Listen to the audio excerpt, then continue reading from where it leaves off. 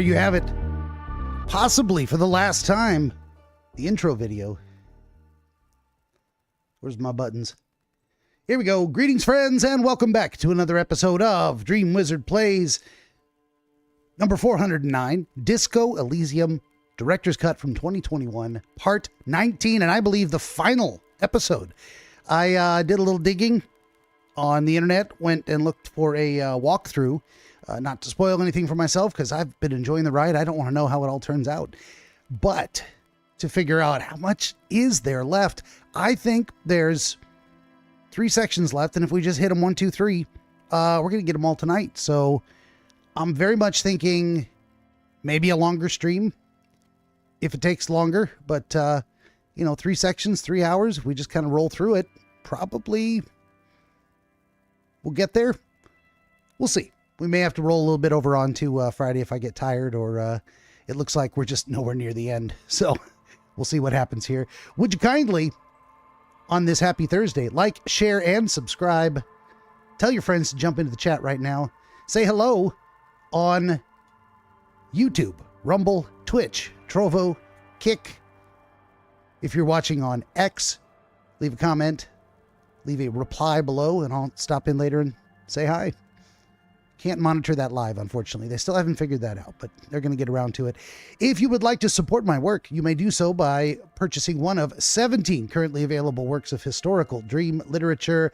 Book 3 in the series right over here, Oniro Chronologia, Volume 1 of 3. They are anthology works collecting shorter pieces of historical dream literature so that you still get a decently thick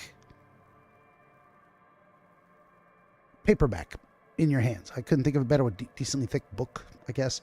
Of course, all this and more at BenjaminTheDreamWizard.com, including, where's the buttons? Here we go. The latest Dreamscapes episode, number 162, Esprit d'Aventure. That dropped last Saturday. Coming this Saturday, a brand new episode. And I'm going to try to make sure I swap out all these graphics. Certainly if I start a new game on Monday. If I do, at the end of this stream, I will be playing the preview and doing an announcement that won't drop until Friday as to what that next game will be starting on Monday. We'll see how it goes. And if you would also head on over to BenjaminTheDreamWizard.locals.com, you can get your hands on this. And you can enjoy it whether we are drinking together or not. You can certainly enjoy it over the weekend. It is the custom cocktail for Disco Elysium. The themed beverage entitled Socialist Champagne. For champagne socialists, of course. Fits with the political theme of this video game. If you have a beverage of your own ready to hand and you would like to raise your glass along with me, please do so. We'll do the toast and get into the game. Here we go. Ein Prosit der Gemütlichkeit. Nostrovia. Kanpai. Salud. Cheers to you. And here's mud in your eye.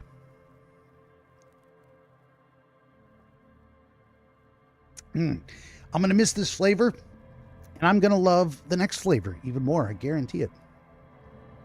Let's go ahead and pull all this stuff off the screen, jump into the game. Such ominous music. Here we go. The continuation is upon us, my friends. Here we go. We're about to be in some serious shit. Suddenly, your entire body is paralyzed.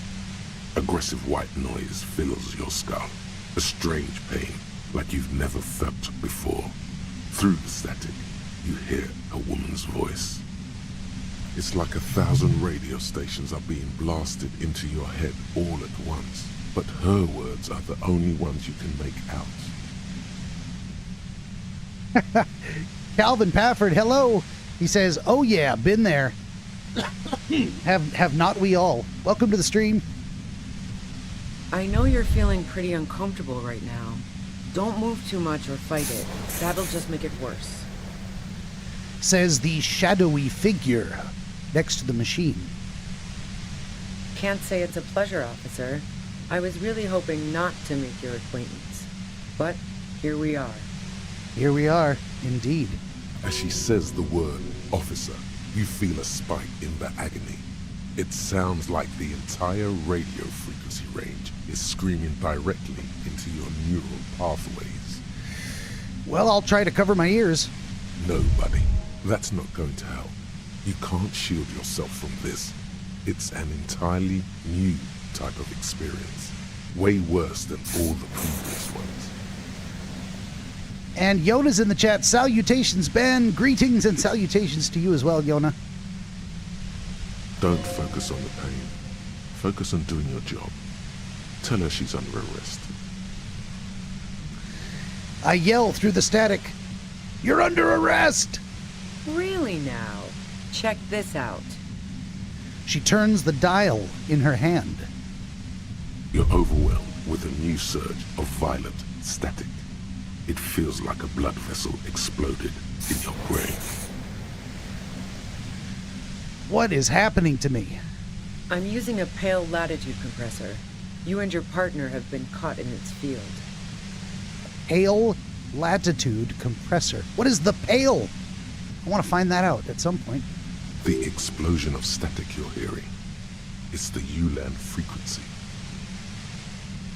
Blasted from that pale emitter that Angus mentioned.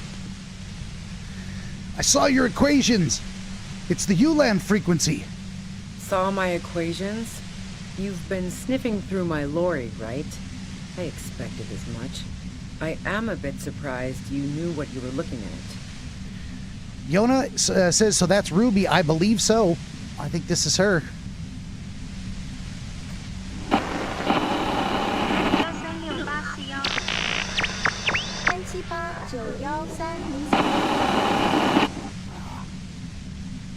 You should probably check on Kim.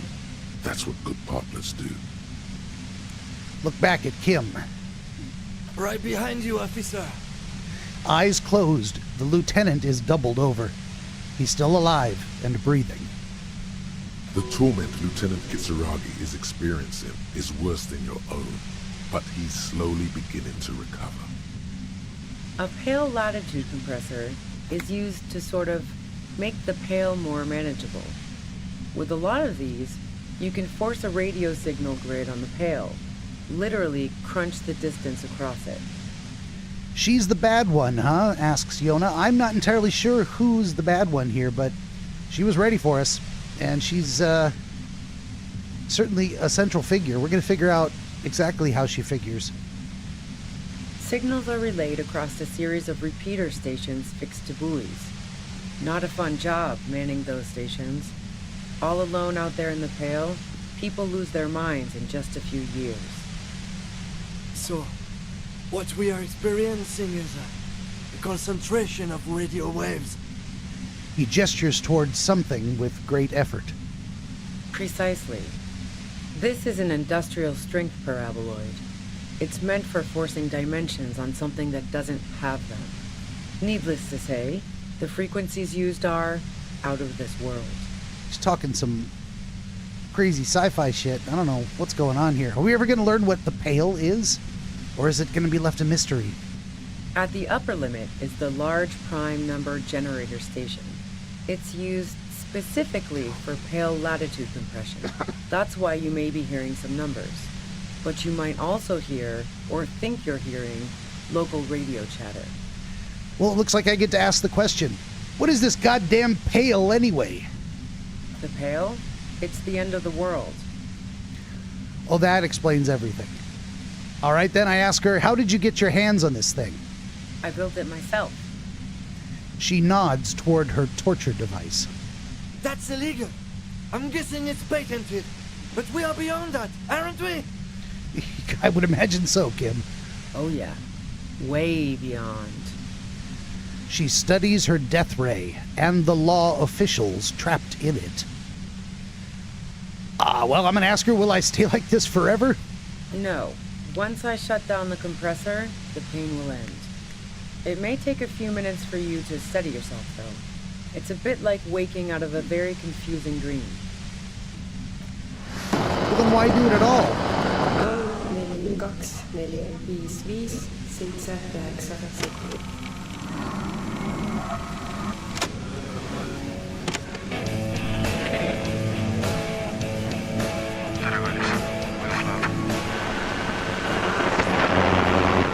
Like tooting through radio static. It sure is. Omettini pilves.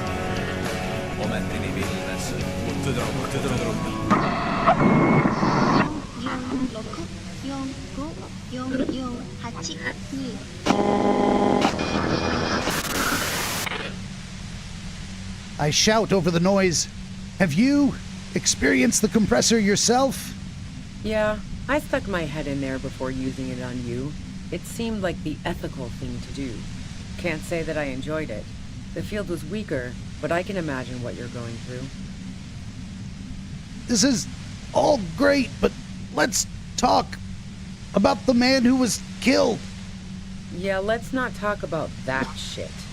You were hunting me and fell into my trap instead. That's all there is to say about it. I have a cat in front of my chat box. Why did I not anticipate that would be likely? What do we got here? People are saying things. Jonas says, that's right up your alley, Ben. Lol. Lol, lol, lol, lol, lol. All right, moving on. The last one, it says move on. Please, could you just turn it down so I can ask you something? If you've got something really important to say, you can do it through the white noise.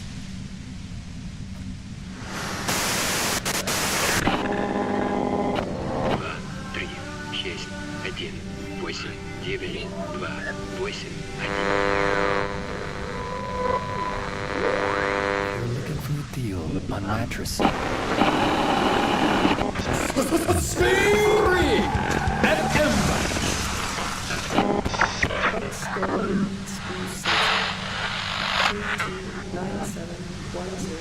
Why am I just letting this play and not clicking through it? Because I want the full experience.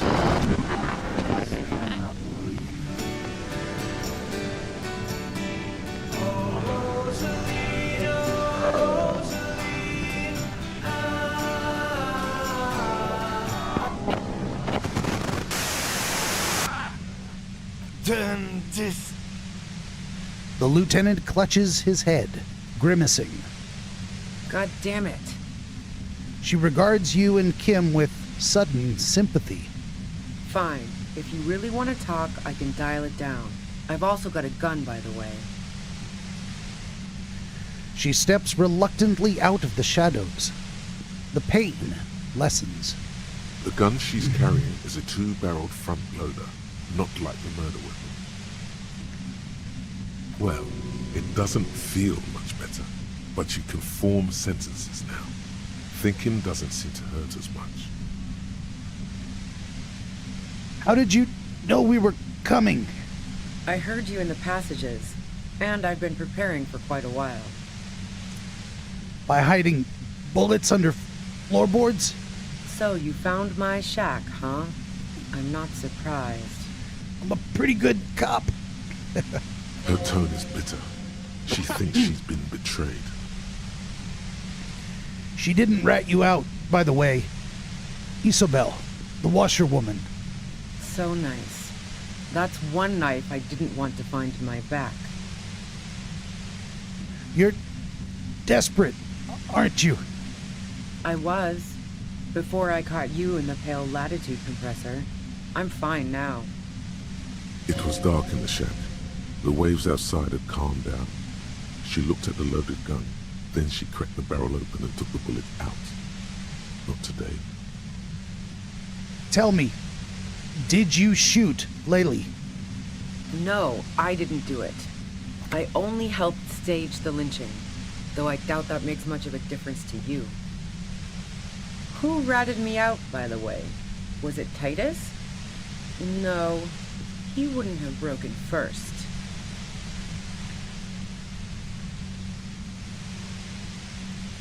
When I threatened to arrest her, Asya broke. She told me everything. Oh. Well, I guess I always knew she was a survivor above all else. But she couldn't have known I was on the coast. How did you find me? Well, we got options here. I can put it gently or more solidly. Your first guess wasn't entirely off. Let's go with that. It's vague. Do I need to tell her directly? Titus told me. Titus and his boys, man. They told us you were on the coast. Kim sounds like he's not grunting anymore. Maybe I should stop. Even now, Kim is a paragon of professionalism. He is trying to make a clean cut of telling her she was betrayed. Well, it's one way to do it. Just get it out there. Well, fuck. Those guys liked me, I know it. If this is what happens to people whom people like... A dull despair is creeping into her voice. How the fuck do the rest of you get by?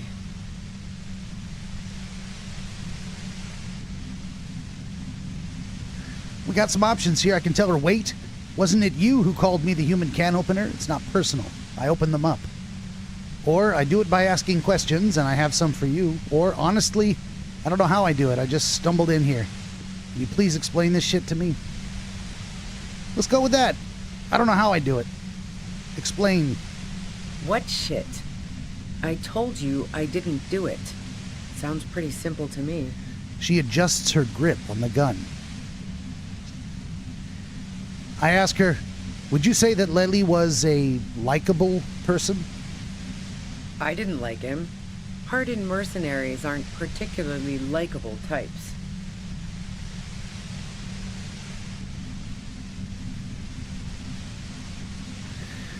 There's nothing more personal that you had against him. Perhaps his way with women. You think I was envious of his conquests? Look, pussy's not a problem for me.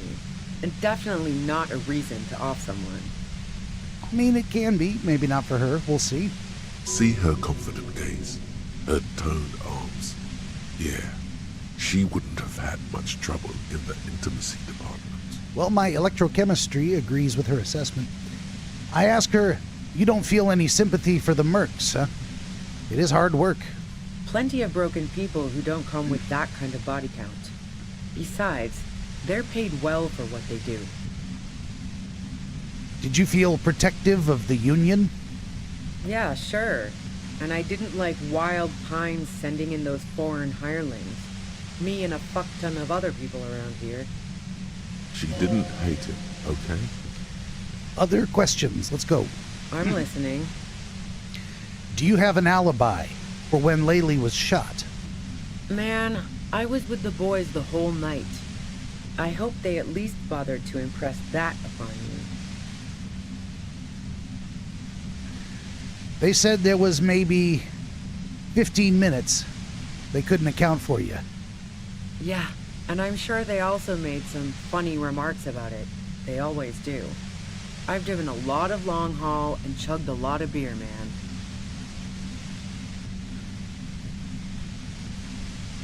I just heard my Windows machine make a Windows machine sound, but I'll tell you what, I can't detect any changes. It says the connection's good, game's still playing, I'm still broadcasting. So, random sounds. That happened. Can't do either without some power of mind over bladder. And anyway, that wouldn't have been enough time. Our investigation, it showed that 15 minutes was just enough time to commit the murder. Wow. Now I'm curious.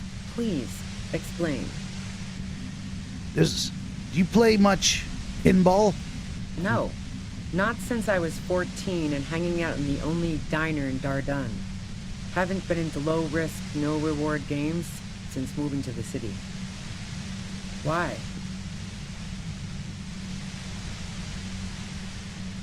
There are some mysterious pinball machines in some pretty mysterious rooms in the whirling. Yeah, and probably some ghosts from the time of the suzerain. I'm not really interested in supernatural mysteries. Well, what kind of mysteries do interest you then? Not murder mysteries either, if that's what you're thinking. That would have been a clever twist. She looks you in the eye impassively, making it clear that she's not planning to comment on the matter any further. What about elevators? Do you like elevators? The fuck do elevators have to do with anything? Do you or don't you? Not particularly. Not even quaint, old, rickety ones? I'm not really into old shit for old shit's sake. God damn it! The lieutenant grabs his head. So you know she's not an antiques enthusiast. Not my jurisdiction, man. But it also doesn't sound like she used that secret route at all. Look, there's a secret way from the ground floor of the Whirling to the roof. Don't know it, but also, She frowns, studying your face. the shot couldn't have come from the roof, or we would have all heard it downstairs. I did think of that, or at least the game prompted me to think of it. I can't remember which came first. She has a point there. No one mentioned. The pain stops him from finishing the sentence. That didn't go super well. You've got to lay something better on her. Well, you have a gun. And Where did you get it? the gun store, What gun store? Trigger Happy Jacks. Really? Trigger? What did you think? That I'm going to squeal on my gun supplier? Sorry, I'm not that kind of gal. I see it's a front loader. Do you have another gun somewhere? Sure don't. A breech loader? No. I can't quite tell what kind of gun it is. A Nachtway 80 front loader. 2-barreled. Not really what you were looking for, I'm guessing. That isn't it. I know you don't like old things, but do you sell antique rifles on the side? Never really got into weapons trafficking. Especially not old weapons. They break too often, and you don't want unhappy customers among gun collectors. There's other evidence. Yeah, evidence. You liked Clausier a lot. I considered her a good friend, yeah. So are you a girl liker? What the hell, man? Yeah, why not? I've gotten worse. I don't understand the question or the answer. I just had to ask it. I ask her again, is peeping one of your hobbies? Wow. Pissing, pinball, and now peeping. I'm just not following your insinuations, Detective. There's a hole in the wall. You can see into Clausier's room. I wouldn't blame you if you've... If I want to stare at a pretty girl, I can pick one up at a bar. Or, worst case scenario, look at a naughty photo. Who has time to go skulking about the Whirling, drilling holes in walls? Clausier looks like a girl in one of your posters. She seems to be your type. What the fuck, man? She's everyone's type. She's your type. Are you sure you're not the one who was excited about the peephole? So you haven't been watching Clausier through a hole in the wall? Nope. Look, she has an effect on people. That je ne sais quoi that makes it impossible not to look at her when she walks into the room, and very difficult to look away. But travel enough and you realize, for the same reason that she's everyone's type as an object of desire, she's not irreplaceable. But you wanted to be more than just friends. Oh, so that's where you were going with this. She said you wanted to run away with her. That's a very sentimental way of putting it. We both had pasts we didn't want to catch up with us, and we enjoyed listening to music together. Why not go on a road trip? The lieutenant watches her expectantly, occasionally shaking from the pain. Okay, fine. I was into her. Clausie was into me too for a time, I know it. We even fooled around once. And yeah, after that I thought maybe we could make a go of it. And then what happened? She rejected me with some wishy-washy bullshit about how she was confused because she felt so close to me. and valued my friendship so much, and how guilty she felt for leaving me on. I knew that wasn't the whole story, but thought, fine, I'll take it and move on. No ill will there. It wasn't a problem for her. Claudia said you got very angry when she started seeing Laylee. Threatened her. Yeah, one time when we'd both been drinking, I said some heated things about how dangerous her patterns with men were. I was a little worried she'd blow it out of proportion in her head. All the drugs she was doing can make you feel like you're living in a DeLorean tragedy. And despite everything, you helped her by staging the lynching? Yeah, the girl seemed terrified. The merc was beyond caring what happened to his mortal coil. It was a no-brainer. There's other things. Go ahead. It's your body. Hey, am I gonna die because I'm asking too many questions? And mine too, he thinks. But keep on. This must be done. Did you leave flowers for Claudia on the roof? No. Gifts of flowers and candy aren't really my style. These weren't just flowers, they symbols of revolution. So now I'm leaving revolutionary symbols around? Come on. But Claudia was mourning. I never did understand why, when someone dies, a hothouse's worth of flowers has to die too. Okay, so you didn't leave the Maybells, No, I did not. but you are running drugs for the Union. I've been through your lorry. So, Heart of Gold Tommy fucked me over too. Never trust a musician. That really comes as a blow to her.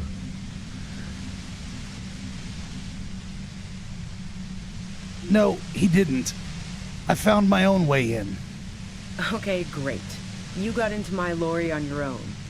What now? You're going to arrest me for drug trafficking? She gives a bitter smile. Beneath it, she's relieved Tommy didn't betray her.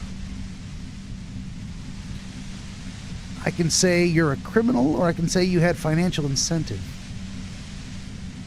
I will just be direct. You're a criminal. Can't trust anything you say. That's your prerogative. Well, you had a financial motive to kill the merc. Man, it's to get away from all that murderous shit that I left Jamrock, my previous employer, for the Union. The lieutenant is unable to articulate his question. I got lucky being a dispatcher. Never had to do any of the really dirty work myself. This gun has only been used for self-defense against serious scum. She turns the knob down just a millimeter. There. It's going to be easier to reach the machine now. But you're threatening us with it. Based on what I've heard about you, you are serious scum. She holds your gaze. There's a sinister note in her voice. Even with the gun and the compressor, she's afraid of you. Okay, let's take a step back. Yeah? Where? More questions before doing anything. Who killed the merc? If it wasn't you. How should I know? As I keep saying, he already had a bullet in his head when I got to him, and there hasn't been any useful gossip over the radio. Those rings around her eyes, her tired voice. She's been staying up late, listening in on the conversations crisscrossing Martinez. Police radio? You've been following the case? Who hasn't? You know, I can still see him there, in Claudia's room, lying on his side. He was still warm, but the bluish light coming through the broken window made him look as though he'd been dead for a good long while. What happened Sunday night? Tell me your version. She eyes you warily, as though gauging your sincerity. She's refusing to adopt the demeanor of a cornered animal, a leader with no one to lead. She still wants to retain some control of the situation. It's okay. We just want to... He struggles to finish the sentence. All right, don't kill yourself over it. I was shooting the shit with Hardy and the boys over a few beers, like always. Then Klasya comes in, all pale and shuddering. She sits down with a drink, trying to steady her nerves. So I grab a seat next to her. Did she also seem high to you? Oh yeah, super. But I didn't think too much of it at first. I'd seen her party hard before. This woman has seen people OD. Glacia wasn't quite there yet, so why worry? Glazia said you knew something was wrong immediately. No, I really didn't. She's not that easy to read. I just assumed she'd done too much blow. It wouldn't be a first for her. But no such luck. She was in some deep shit. She asked me to come upstairs. The merc she'd been going with was lying on the bedroom floor, dead. I knew she couldn't get the authorities involved, so yeah. You made it look like he'd been hanged. Glazia said you seemed to have a plan prepared when you got there. What? No. Faking a lynching was her idea. Her idea? Oh. She looks shaken. She wasn't surprised to be ratted out, but framed. Her idea? Yeah, in cold blood. It really surprised me how quickly she was able to get a hold of herself once we got up there. It was like she was another person. The party girl was gone. I'm feeling like my pet theory is likely. She asked me to help her drag him into the shower so she could wind the shower head around his neck to fake lividity. Then she dressed him while I went to get the Hardy Boys. Glacia knew exactly what she was doing. You can't remain calm under pressure otherwise. That is bad that she'd be so calm. Yeah, I wasn't sure whether to admire her or be disturbed. Do you think she killed Lily herself? As I keep telling you cops, we didn't hear anything downstairs. No gunshot, nothing. But even if this is true, weren't you worried this lynching might lead to... War? The thought crossed my mind. But the mercenary's death was going to have repercussions either way. Although the way things are going... fuck it. I'm not responsible for these people after what they did to me. But if you didn't kill him, why hide? I saw you roll into town. I wasn't about to stick around for questioning by a goddamn La Puta Madre agent. Oh. That strange, distant fear is getting close now. It's a fear of yourself. What do you mean, La Puta Madre agent? Yes, you. Everyone says you're his peon, his human can opener. She looks at you, puzzled. Through the sudden sharp pain in your head, you hear the lieutenant mumble something to himself. Oh. Him is suspecting me now, too? Fucking hell. And why me? You hear through the white noise. Oh, shit. That's what I can't remember is my past as an enforcer for a gang. It's especially bad suddenly. Felt like a vein exploded. Who is everyone? How do you know this? Everyone in Jamrock. The cops, the criminals. Why do you think I'm holed up in here with a goddamn death ray waiting for you? If she knows that about you, she must know your real name too. Tell me, what's my name? If you know that about me, you must know my name. Harry Dubois. One corrupt motherfucker with the disco pants and a funny tie. Agent to La Puta Madre. So she knows your name. That doesn't mean you're on the take. Criminals make up bogeyman stories about cops all the time. I don't know. Sounds pretty convincing to me. Puta Madre. I've heard of him. He's dangerous, right? Is that a joke or a threat? I'm guessing both. No, it was a real question. Yeah, sure. I'm sure La Puta Madre himself will explain it all to you soon enough. What did you do to this Madre anyway?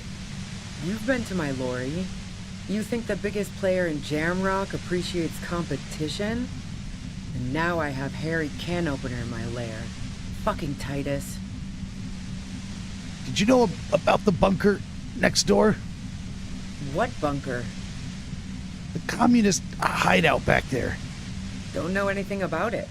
No one's been around since I set up camp. But I'm sure I'm not the first vagabond to...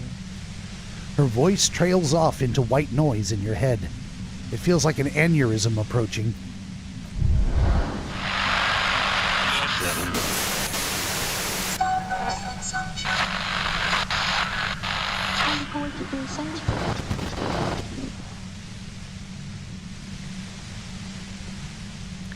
I might die asking too many questions here. I'm running out of health. Keep calm. Breathe in. After the pain recedes, it's a little clearer. All right, we went from a 70-something% chance to a high 92% chance, +1 for having nudged it during the drugs talk, and +1 for a momentary window of clarity. I am going to attempt to destroy the machine. Here we go. It happened. Oh, I'm fighting through the pain. I mean, she's got a gun, but looks like she's not intent to use it. You did it. The compressor lies broken on its side. It's quiet in your head again. It still hurts like hell, but... I look back over my shoulder and whisper, "You okay, Kim?" All good, officer. Be careful. She looks at the machine, assessing the damage. Her hand trembles. Oh, fuck it. She puts the barrel of the gun into her mouth. "Ruby, what are you doing?" Problem solving. She mutters. Ma'am, put the gun down. That's not the solution to your problems. You are... Oh, yes it is. Holy shit. This is a red check. It cannot be retried. I have an 8% super stupid low chance of convincing her to put the gun down. Let's try it. You should know the words to say. You've been here yourself. So why is it not coming to you? I say. Because you've misread the situation from the beginning.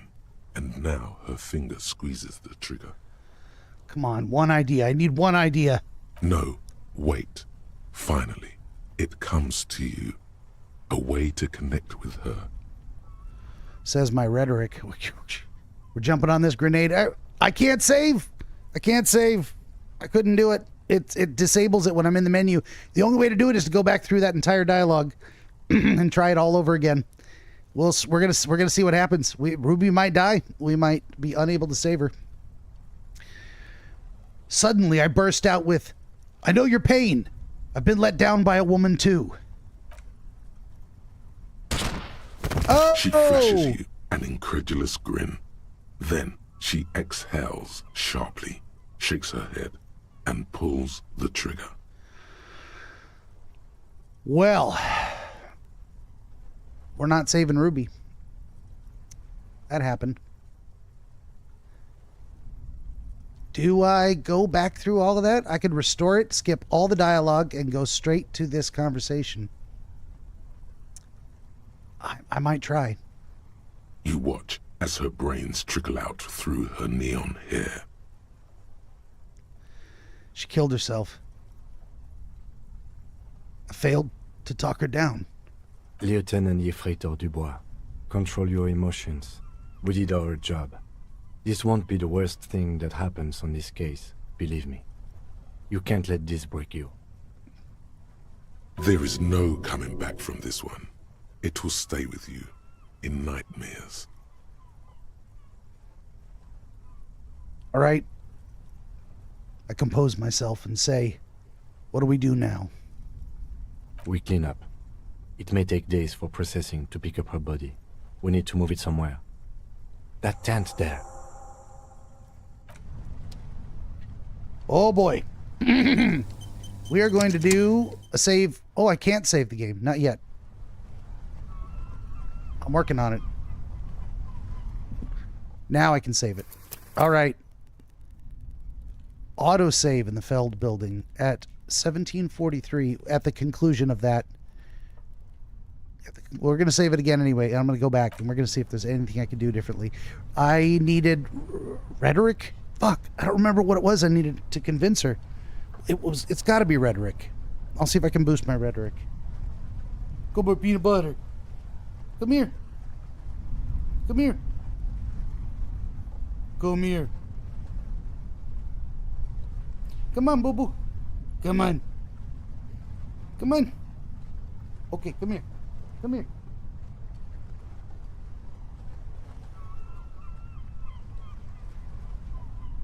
I got you. I got you, peanut butter. He doesn't know anything about dead suspects. He's just a puppy. Okay. Let's see what we can do here. We gotta load the game first. Feld building. Way back when. Here we go.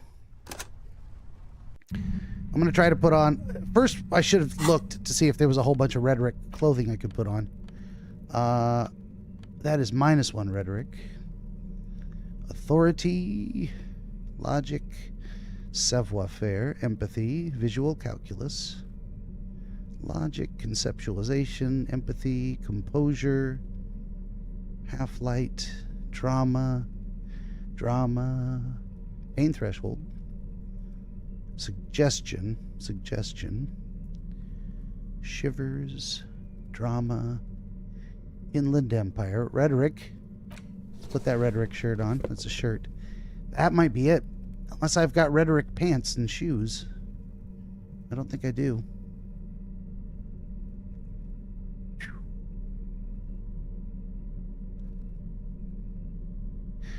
And it looks like none of my clothing is dropping my rhetoric at all. That was it. I had literally one thing. I suppose I could take some of my stats and boost rhetoric as well.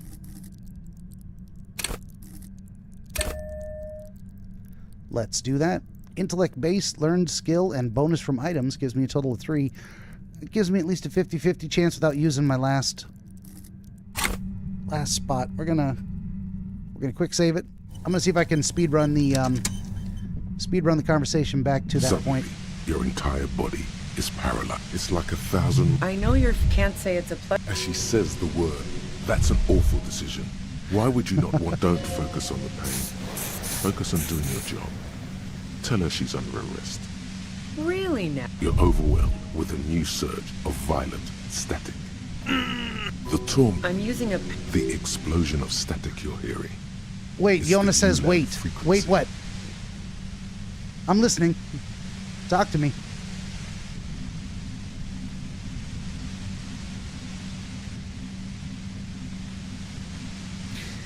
I did save, right? I quick saved. I'm 99% sure.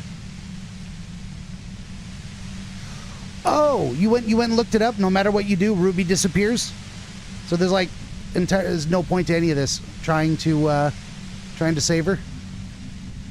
Blasted from that pale image. You should probably check on Kim. A pale latitude signals are So, precise at the upper limit is the... Your big boy. then this... God damn it. Fine. The gun she's... Well, it doesn't feel much better, but she can form sentences now. Or she Thinking runs doesn't away. seem to hurt as much. Well, we're about to find out if I can save her. If not, then I'll just reload the other one. We got all the way up to this point here. You did it. The compressor... She looks... Oh, fuck it. She puts the gun in her mouth. Oh, still only a 28% chance. She's truly Hey! desperate. She thinks she has no other options. You need to give her options. Oh, pretty much you can't arrest her, and if she kills herself, you get her gun. Well, we saved her. So I don't need her gun. I got my gun, and I got 2 bullets. That's probably enough, right? You know. I'm going to say please and put my hands up. Just walk away. She stares at you, frozen, the gun still in her mouth, eyes filled with dark intensity. Then something shifts in her. Yeah, for me, Yona, it's more like I just don't want someone to die because I failed. This chick ain't even real, but I don't want that on my conscience, you know? Even if I don't remember it an hour from now, I'm feeling it right now. I don't want her dead. I'd rather she runs away. Gratitude, doubt. She's still ready to go. Her neck and shoulders relax, and her grip on the gun loosens. You don't have to do this. You're not cornered. I'm letting you go. Day of miracles. I'll take it. Oh, if she killed herself and you choose not to be a cop anymore, the game ends right there. Holy shit. I saw that option. I was kind of like, what do I do? She runs past you, then past the lieutenant, and disappears into the darkness of the tunnel. Good call. The lieutenant is still unsteady on his feet. I turn to him and ask, are you sure it was a good call? Yeah, I'm sure. I would have done the same had I not been incapacitated. He couldn't take it like you. It irks him. Then he gets over it. You think we just let the murderer go? I have a feeling we didn't. Her tent. We should check it out. He says, pointing to the back of the cavern. All right, we saved her. I am rolling with this version of reality. Feld building. New save. Here we go.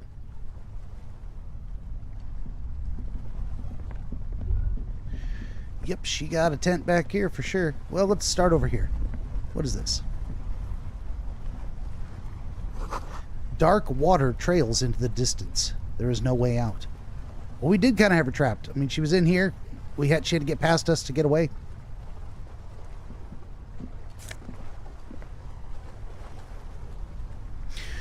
Yona says your video froze, but we can hear and see the game and you. It's oh, my video there. Yeah, I think I'm gonna leave it alone. Oh, look at that, Druamine plus 3 health.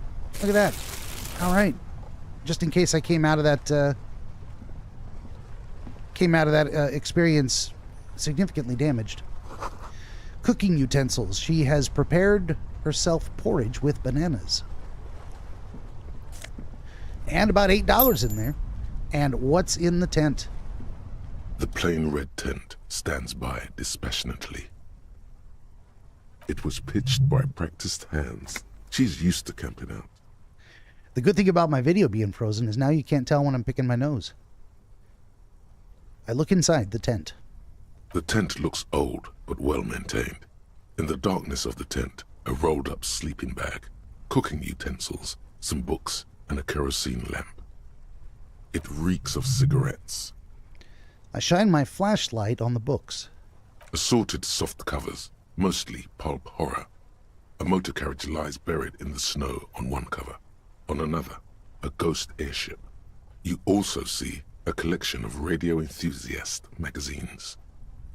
See anything? The lieutenant peers over your shoulder. I bend down and sift through the magazines.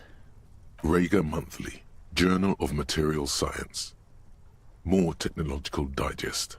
One of the magazines doesn't have images on the cover. It's not a magazine. It's a leather notebook. I found a notebook, Kim. You pocket the worn brown leather journal. A trusted friend left behind. We should read this immediately. Like, right now. Well, he's probably right. Let's read the journal right now. All right. We've got that in here. There it is. Let's interact. Actually, we're going to pop out of there. We're going to do another quick save. Just in case there's more weird stuff. Let's see. Look for Ruby on the coast. You found Ruby. Ruby's journal. Read it. Use the interact tab. We're going to do that right now. Interact. A thick journal. The cover is worn like someone used to carry it around in their back pocket. I examined the cover. It's made of full-grain leather. The lower left corner of the back cover sports an embossed brand name, Schneller. This was important to her when it was still hers. I unwind the strap. The journal falls open. About 2/3 of its ruled pages have been filled. I study the handwriting. The large cursive of someone who writes quickly and confidently. Perhaps too confidently. Many phrases and even paragraphs have been crossed out, with tiny corrections scrawled above and in the margins. I flip through the pages. It's a mix of logistical notes, diagrams, and personal reflections, all dated. It's good she left in a hurry. We could learn a lot from this. Okay, what kind of logistics are in here? Hard to tell exactly. It's mostly noted down in code. Looks like contact information, quantities, directions. There could be useful information about local operations in those notes. We have a junior sergeant at my station who's good with codes. I can give this to her after we finish this. And what are these diagrams? Esoteric radio technology. The most recent ones probably pertain to the latitude compressor, sketches, calculations of distance and density. You make out a familiar spiral shape. Anything personal in here? Short, wry observations of people and places. Probably a way to pass the time on the road. Also, what appears to be attempts to sort through some difficult decisions. There are a few passages with many questions in them. Staff issues. Always tough on the leadership. You smell traces of betrayal. How far back do these entries go? The first entry is from August 2nd of last year. It reads simply, I know my position is precarious. All I can do is make myself as useful as I can while looking for a way out. Remember, no one is indispensable. What did she write on the day that Lely died? Nothing on March 4th. March 5th, though, well, that's bound to come back and bite me in the ass. I'm bad at this. Loyal to a fault. But that's another matter entirely.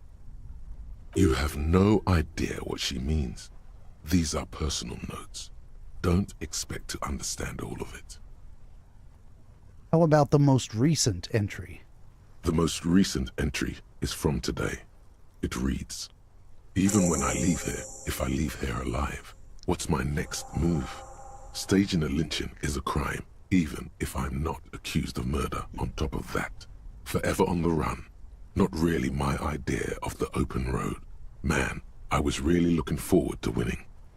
Task complete. Look for Ruby on the coast. Gained XP plus 70. I just don't think she killed a mercenary.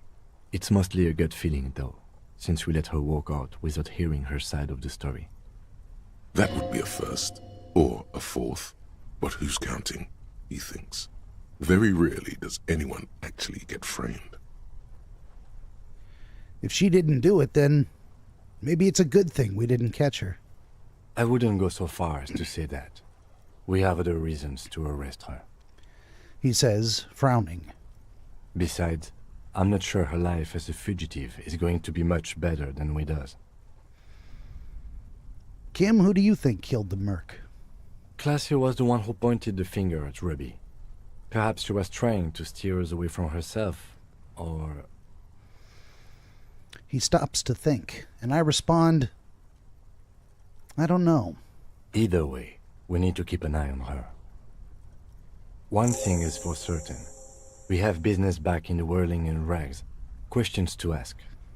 We should get to it. New task, return to the whirling in rags. All right. Indeed. Return to the whirling after the whole instigator debacle. Someone there has something to answer to. Well, there it is. I'm going to do another quick save, and we're going to run back so far as we can.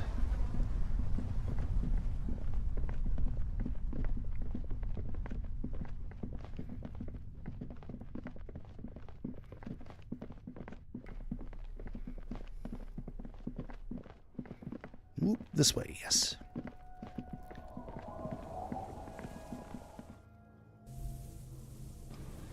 And we're out. Well, that was the first of 3 segments. Got it done in about an hour, so we might be on track to finishing up tonight, depending on how long it takes to get through some of the other sections. All right. And fast travel back to the whirling. Oh, no. I can no longer fast travel. What's going on here? Maybe I'm not in the village far enough. Is that for real? No, there is no more fast travel. We got to run all the way back? For real. You sons of bitches. Looks like maybe we're never getting a date with that gal.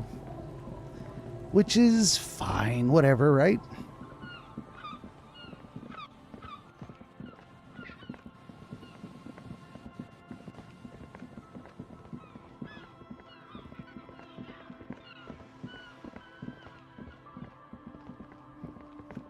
I feel like something's about to happen. I'm going to quick save it again now that we're closer.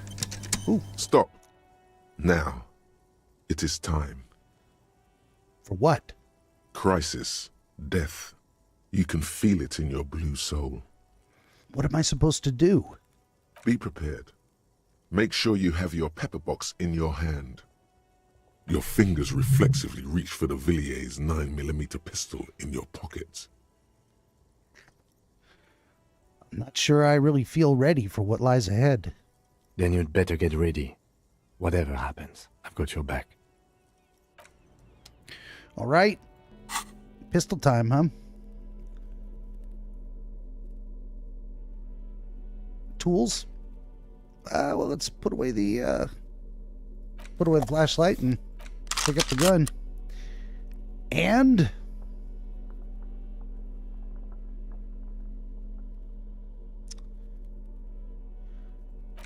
I'm feeling like this is the time for reaction time and, let's see, reaction speed. Maybe authority. Maybe I do want my authority on. What do we got? Logic, savoir-faire, empathy, visual calculus. Maybe savoir-faire. Put on these glasses. What else we got? Esprit, logic, conceptualization, empathy, and hand-eye coordination. I like that. That's probably going to be necessary. Although we're heading into a situation that might call for a little bit of half-light, a little bit of ability to threaten people. I don't know. Fallen Windbreaker, +1 pain threshold, +1 half-light. The radio frequency probably interfered with your ability to teleport. Oh, yeah. That's a good guess. Maybe rather than hand-eye coordination and empathy, we want half-light and pain threshold. Maybe. Put on the Windbreaker. Maybe I want that reaction speed after all.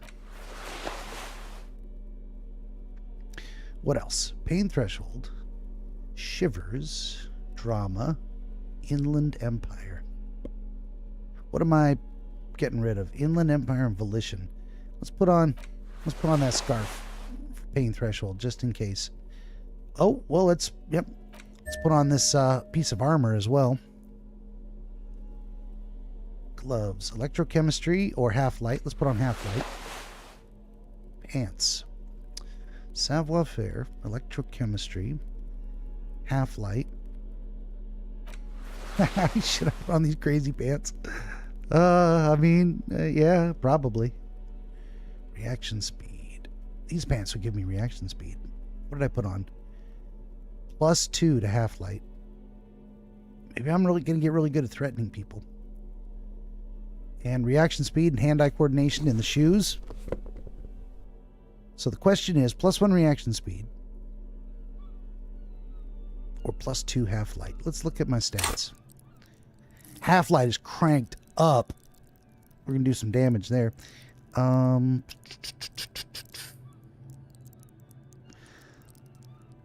lost all ability with drama, rhetoric, encyclopedia, empathy. Suggestions way down. Pain thresholds through the roof. Pain threshold and half-light. That seems like what I'm going to need here. And high coordination. Just couldn't get it any higher. It's sitting at a 3. Well, that is what it is. I'm going to do a hard save here. I've decked myself out as much as I can. Oh, I'm all out of shits to give, loincloth. Welcome to the fucking reckoning.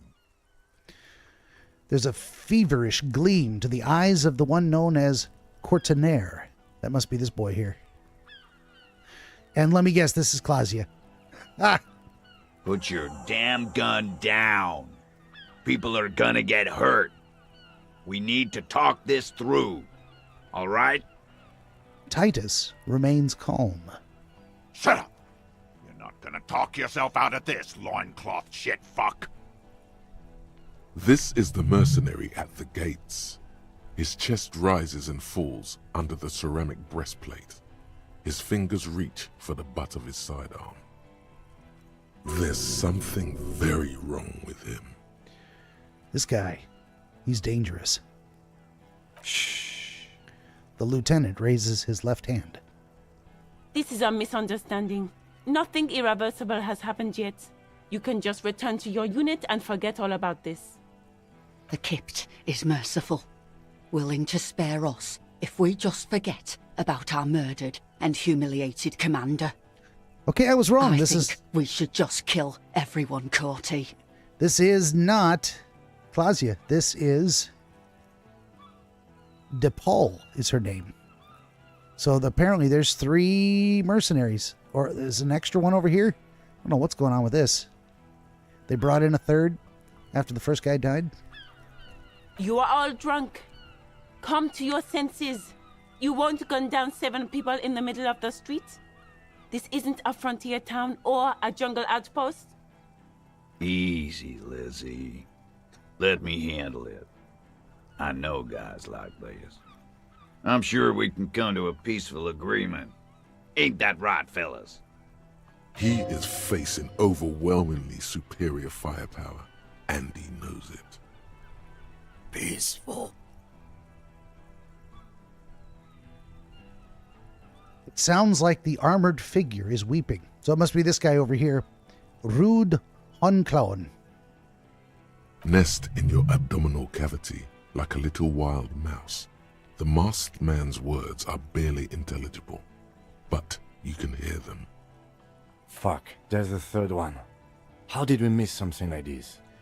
The lieutenant points towards the helmeted figure. The lieutenant is genuinely worried for his life. You should consult him before getting in there.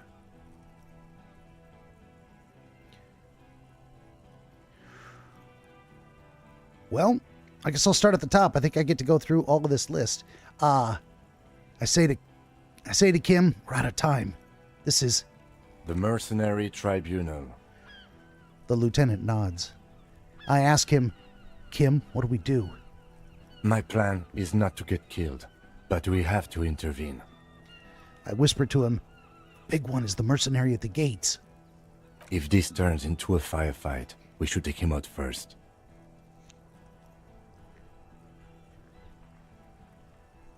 All right, let's intervene. I'm going to say, stop. This is the police, and get in between them.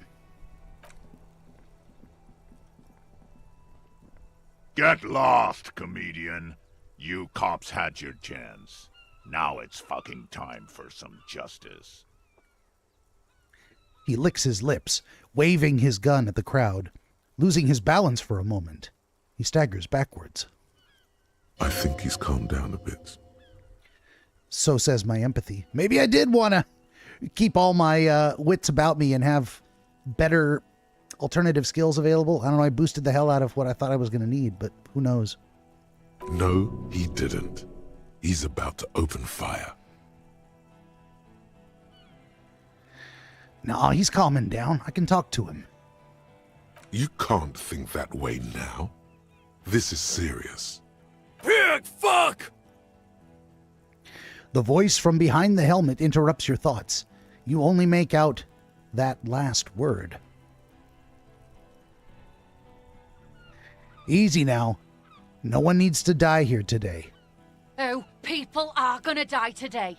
We're not leaving it like this. These tribals hung him up for everyone to see. No one is going to kill anyone. Let's just put the guns down and talk like civilized human beings. With a wordless gurgle, the killer loads his long rifle. The leader gives a small nod to the helmeted man. Suddenly, the grip of your sidearm feels comforting and warm in your hand. Feels like it's saying, do it. Yes, yes. Just shoot him. I'm barely keeping you together here. No time to talk. He will only rattle you. Peace. Always peace. It has worked thus far. Start with the first idea you have, then move down from that. Please. Whatever you do, stop wasting your time thinking about it. Ooh. I point towards the man. Who is that? I didn't know you had a third guy. Rude. Rude is the killer. Rude, the killer, Howen Cloven. He doesn't talk much. All of you cunts inside out.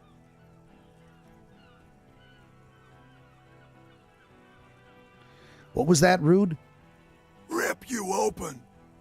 The killer, you say? The gunner. The raddest. The killer. He points to the figure clad entirely in ceramic plate. What do you think he does? There, on the rim of Owen Cloven's helmet, you count little stick figures. 19, 20, 21. You think you're real tough, huh? This killing is meaningless. Huh? He just stares at you with his watery eyes. What are we waiting for? Let's blow that pig fucking mouth off his face. Lance Corporal! Just fucking shut up and wait for your order. He is not used to commanding or leading. He feels uncomfortable. He'd rather shoot to kill. Listen, they didn't do it. Yeah? Who did then?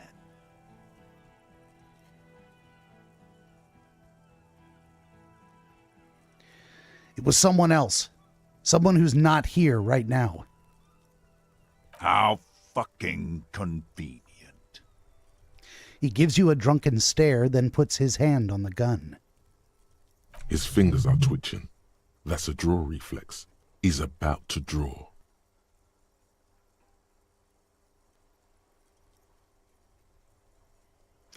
He was shot from a great distance. A sniper did it. You think I'm fucking stupid, cop? What if I just shot one of your pals here, right now, huh? There's a dangerous gleam in his eye. How about the kid? Tell me, it was a magic fucking sniper one more time. Listen, please. This cop and this drumhead court marshal won't decide who... He's gonna do it. He's gonna shoot her. Fuck. I took away all my ability to do logic and different stuff. Think. Why doesn't he believe me? Your mind grinds Failure. to a halt. All you can see is the revolver in the man's armored hand, swaying, pointed at her. You move your mouth like a fish gasping for air. Suddenly I blurt out, no, she wasn't even there. He pulls the trigger. Oh, a plume shit. of smoke erupts from the muzzle. The shot rings in your ears, a low, tinny ring. Then the Hardy Boys yell something. I'm okay. I'm okay. The woman grabs at her left side. She's down.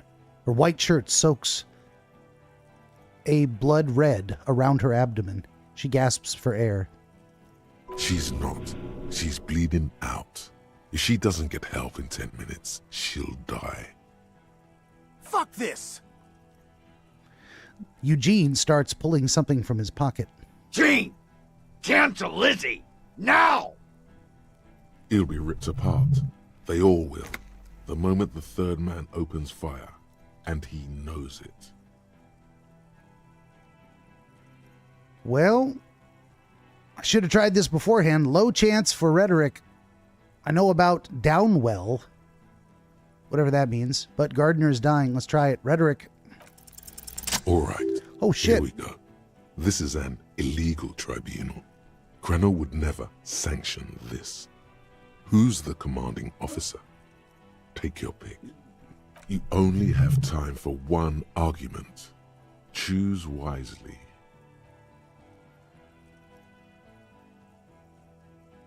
I'm going to say you were called Downwell once. What happened? Or not? No. Kreddle does not give you the right to conduct a tribunal. Or, just a question. Who's in charge of your unit after the death of your colonel? Let's go with that one. I am a Grinnell Major with over 15 years of live combat experience. When my colonel gets hanged by clay monkeys, I lead the platoon on a retaliation strike. So you are the highest ranking of the three of you. Nah, I just have the biggest gun. He raps on his armored barrel-like chest. Technically, the other man has the biggest gun. But we're beyond that now. As the leader of this group, reconsider your actions. This does not need to end in bloodshed. You're right. But you see, I want it to end in bloodshed. Okay, it's not much. But he's thinking about something else. And his hand is off the gun. This did something. Now fire. Fuck them up. Do it. The muscles on your back tense up. Got a really low chance at talking about the hanged man. Let's give it a try, I guess. Suggestion. Of course. Nothing bad will happen. Talk about his dead friend. He seems stable enough to take it. Am I sure he already shot one person? Even better. It will further destabilize him, cost him time, and maybe even lives. I feel like I got to know your dead friend during our investigation. Don't fucking talk to me about my brother, Loincloth. He squeezes the words out from between clamped lips, his hand on the pistol. Okay, yes. Immediate failure. Things are worse now. He's observing your every motion carefully. We're getting to hand-eye coordination, but let's go through this. You're drunk. Look at yourselves. Yes. So what? I'm going to say Al Ghul is a trick the desert pygmies played on us. Do not succumb to it. Stupid shit.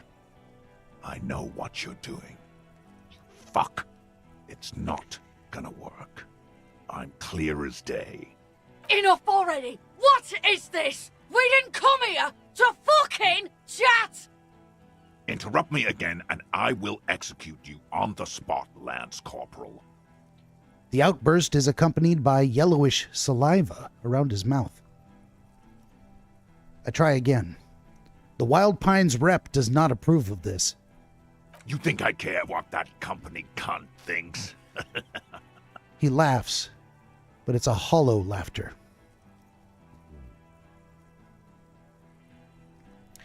Wild Pines is not going to forgive you massacring a bunch of innocent people. The man stares at you with bloodshot eyes, a bull ready to charge. He's not listening, but looking for an opening. Now is not a good time to strike.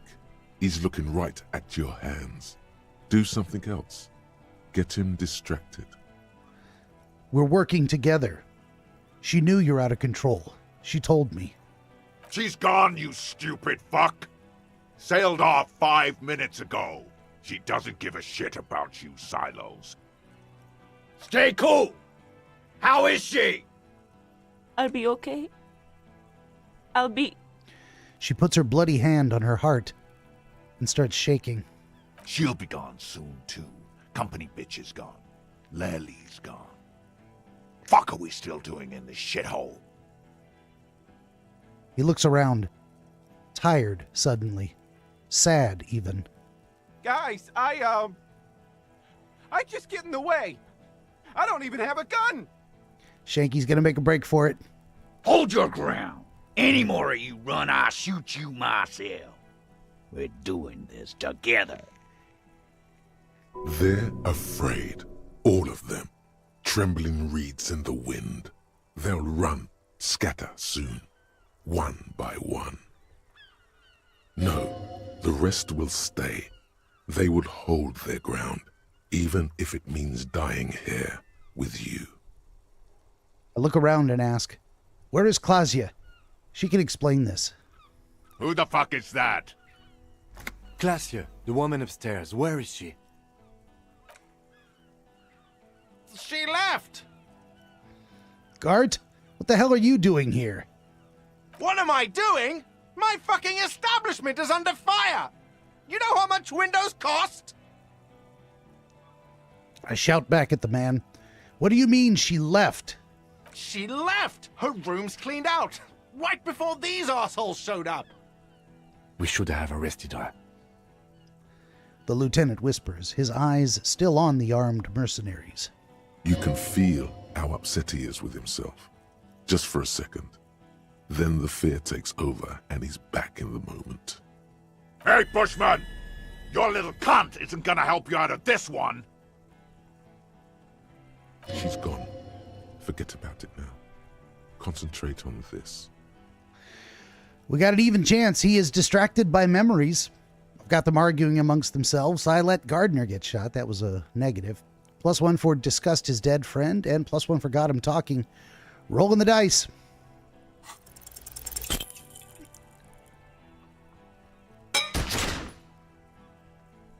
A small explosion expels the bullet from the chamber. Failed. With a puff of smoke, it hits the man square in the chest, producing a soft clicking sound in the armor. Like dice rolling. Go ahead! Give it another try.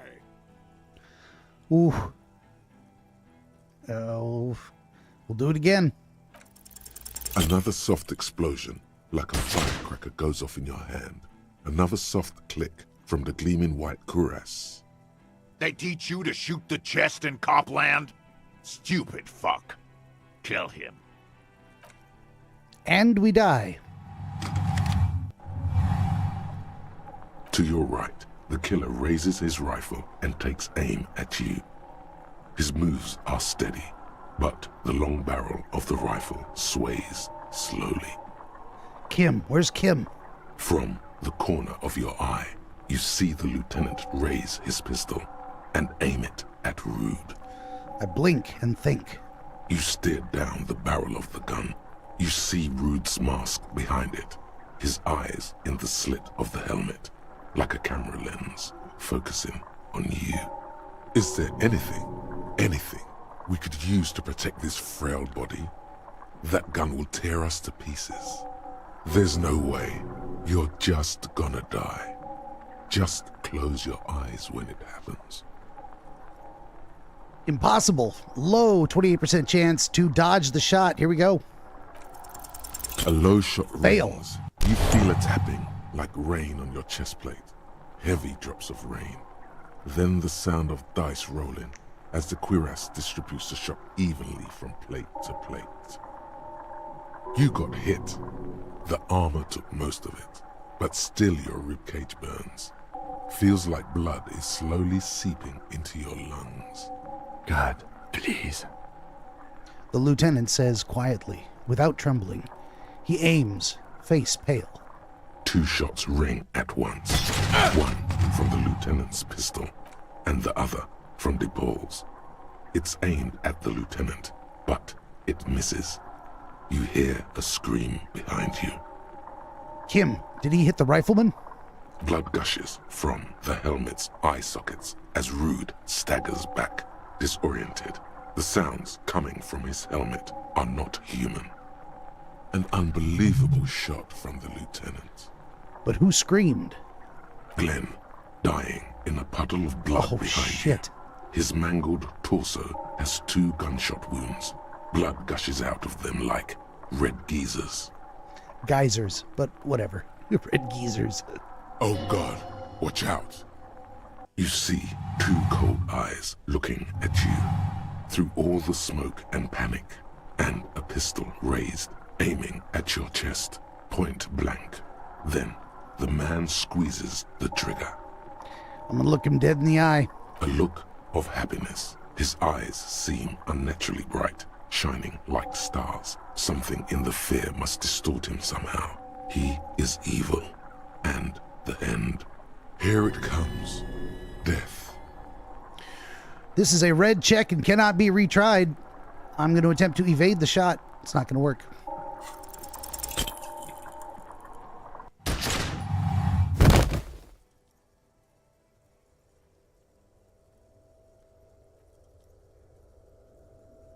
You can't. There is no time. Something inside your pelvis explodes. Your entire lower body is on fire, and your legs can't support you. You fall down like a rag doll. I listen through the darkness and the pain. The Hardy Boys are yelling. Someone is running, jumping over you. In the background you hear gunfire shatter glass, and then a man in pain. A familiar sound. It's Titus with a splat like meat. You hear bullets rip into him. His voice, still giving orders, grows fainter. A gurgle. He's not gonna make it. I try to open my eyes. What do I see? Nothing. A persisting darkness. Dancing lights of pain. Distant shadows cast by them. Like a hellish play. You're bleeding out. Out of the darkness, a silhouette appears, crouching over you. You hear a familiar voice filled with urgency and fear.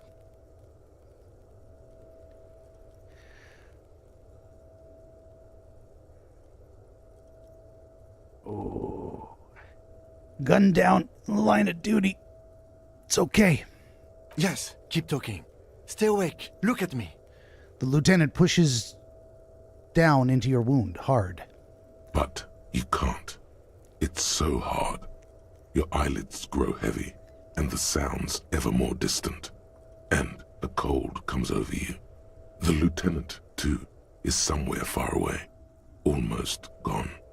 When suddenly, you sense something behind him. A shadow towering. Someone stands there, raising his pistol at him. The lieutenant does not see it. He's pushing down on your wound with both hands. Scream immediately. He's gonna die. I have a very high chance of saving Kim. Let's see what happens. No! Kim! No, you scream.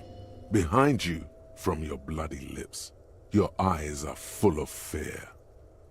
There is no room for hesitation. The lieutenant turns around and fires, his body falling on yours in the course of the motion. You hear a roar of pain, a death scream. The sound disappears like someone pressed stop on the tape. The hulking figure, too, is gone. And so is Kim, and the whole world. I fall into darkness. This is death. One more door, baby. One more door. No. Let me back into the fight. The fight? There is no fight.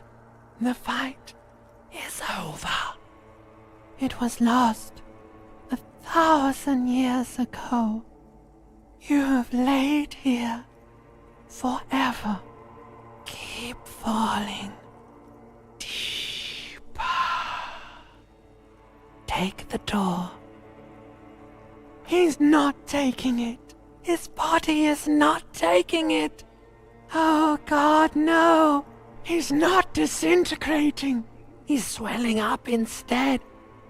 Over the hours, hurting, moaning in his sleep, and rotting, and being disinfected, and smelling of drugs, and feeling saliva in his mouth, drifting in painkillers, thrashing in his wound sleep.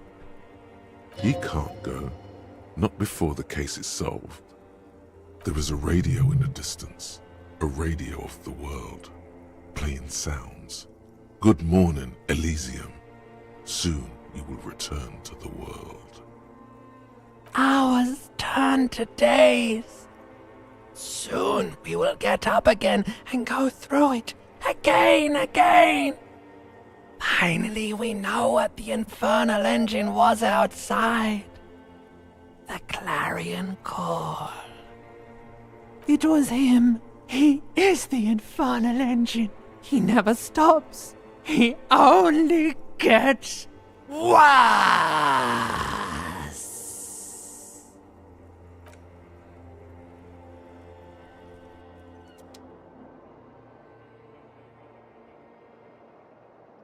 You see the lieutenant's familiar shape in the orange jacket. It turns double, then triple, from the pain. It's nothing. You're alive. That's what matters. Kim, I say. Sunrise, Parabellum. Task complete. Return to the whirling rags. And everyone's dead. Oh my goodness. Ouch, I say. It's not ouch time yet. You just got the Dramamine pill an hour ago. Wait until it wears off. This room, it's clean. Mr. Gart cleaned it. It took him an entire day. How long have I been out? 2 days, in and out. You've been up enough to take Dramamine and curse. And drink water. The piss jacket, Kim. You took it off? Yes. The joke wasn't funny anymore. I took it off. What did you say about sunrise? Sunrise Parabellum. Sunrise, prepare for war. It's an old revolutionary saying. Isn't that written on your... My gun.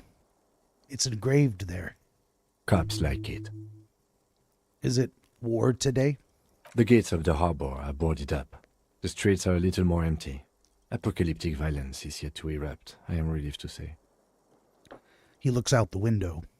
I think we may have held it off, for now. Barely. Good. Yes, we have also completely failed. But that's okay. What happened? What happened? You shot the Major, and successfully, a firefight ensued. As retaliation, the rifleman tried shooting you. He hit the cuirass. I heard it go off. I was looking for a clear line of sight to him. I shot and wounded him, while Glenn took a bullet in the spine. It was meant for me. He did not survive. This is not the first person to die in his place. He goes on. Titus, Fat Angus, and Theo charged. Angus and Theo died before they made it to intensive care. Titus died in the hospital yesterday. Alain and the young musician, I forget his name, they are all that's left. Titus is dead. Yes. I nod silently. You were bleeding out by then. You warned me. I was able to disarm Cortana before he got the jump on me. Thank you. Although... I was not able to kill him, as I should have. Crenel took him. A stray bullet killed the Pole, though. And that's what happened. So Titus is dead. Yes. He pulls on his cigarette intently. I thought you only smoked one a day, Kim. This is the one. And the Major? He's in a private hospital across the river. Crenel claimed him from the local butcher shop where Titus died. Turns out he's insured. There is unveiled anger in his voice. We won't get to him anymore. The good news is he's not coming here either. I did some damage. How many casualties on the Union side? Total? 5. Glenn, Theo, Angus. The fat one. He took a lot of bullets. And Titus. And Elizabeth, too. Elizabeth Beaufort was her name. The gardener. She didn't make it? No, she bled out before Everard's surgeon could help her. Everard sent his personal doctor, but a costly loss for the Union. She was being trained for leadership. Maybe if I could have presented the theory better to their leader. She never had a chance. She should not have been there in the first place. There was no way to convince them. So even if I had not failed all those roles, there was no way to convince them? All these people were going to die anyway? Yoda, if you're still out there watching, if you want to confirm that, I'm thinking of going back and replaying that whole scenario with different equipment on because it just turned into such a shit show. If, like, everybody dies anyway, and you only have the illusion of any attempt to succeed, yeah, well, that's escalated quickly indeed. If you could confirm that it all goes to shit no matter what I do, then I won't bother going back. Stop this line of thought now. You're too broken for ghosts. I say to Kim, and that's... All. An absolute disaster, huh? Yes, officer. 6 people are dead. It's not a success. But what's done is done. The violence is cordoned off. The Hornets did not get into the beehive. The worst scenario has not materialized. Yet. He rubs his swollen chin. And we are still alive. Both of us. His smoking, his hunched back. You have it worse, but he took a real beating. That cigarette has medicinal purposes. All right, Kim, let me have it. How bad am I hurt? Reasonably bad. You were shot in the left quadriceps. That's your thigh. It appears no major arteries were nicked. The bullet was removed and a bacterial infection treated with mercurochrome. The bruising in your shoulder is negligible. The armor took the brunt of the fire. Can I walk? We will see. Has anyone from the station been to see me? No. A man and a woman sit in the front seat of an armored motor carriage. The woman is driving. The man lights a cigarette. Jean Vicmer is his name. The asphalt vanishes under the wheels of the machine. Ahead, harbor cranes rise to the sky. Back to that shithole, he says. I guess they don't care about me at all. I called your station after the fight. The injury was logged in. They told me they've sent officers to join you on the site. That's strange.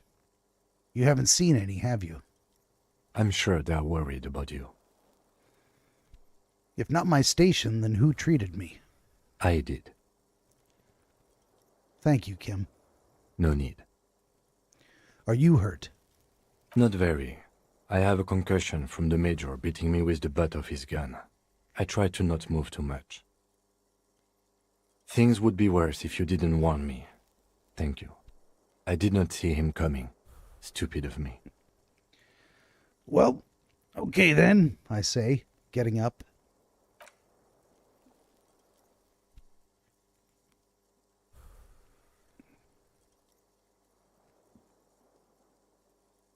Easy now. The lieutenant turns double again before your eyes, an orange hue of pain. You can take it. Just don't lean on that leg of yours too heavily. How are you? Oh, my disco days are done. Your disco days should have been done quite a while back, Lieutenant Gefreiter. What do we do now, Kim? I honestly don't know. Well, I don't know either. We can't talk to Everard. The harbor is in lockdown. Everyone in there is outside our grasp now. And Joyce has left too. Joyce is gone. Yes, she left yesterday morning. To meet the board of Wild Pines, or that is what I've heard. There's a pin somewhere in the machine that keeps Connell from sending in a death squad. He looks out of the window. Maybe it's her. Maybe she kept her hand. Either way, Ruby's gone. And Classio too. We really should have arrested her, you know? So you checked. She really is... Guard confirmed she left 20 minutes prior to the tribunal showing up. Well, who did it then, Kim? Who killed the hanged man? I don't know. I think the theory you presented, it's someone else outside our circle of suspects, was right. It better be. Everyone within the circle is either dead or gone. Honestly, I think our investigation has not produced a single credible suspect. His voice is calm and matter of fact. Ugh, the Maybells, Kim. Those fucking flowers. What?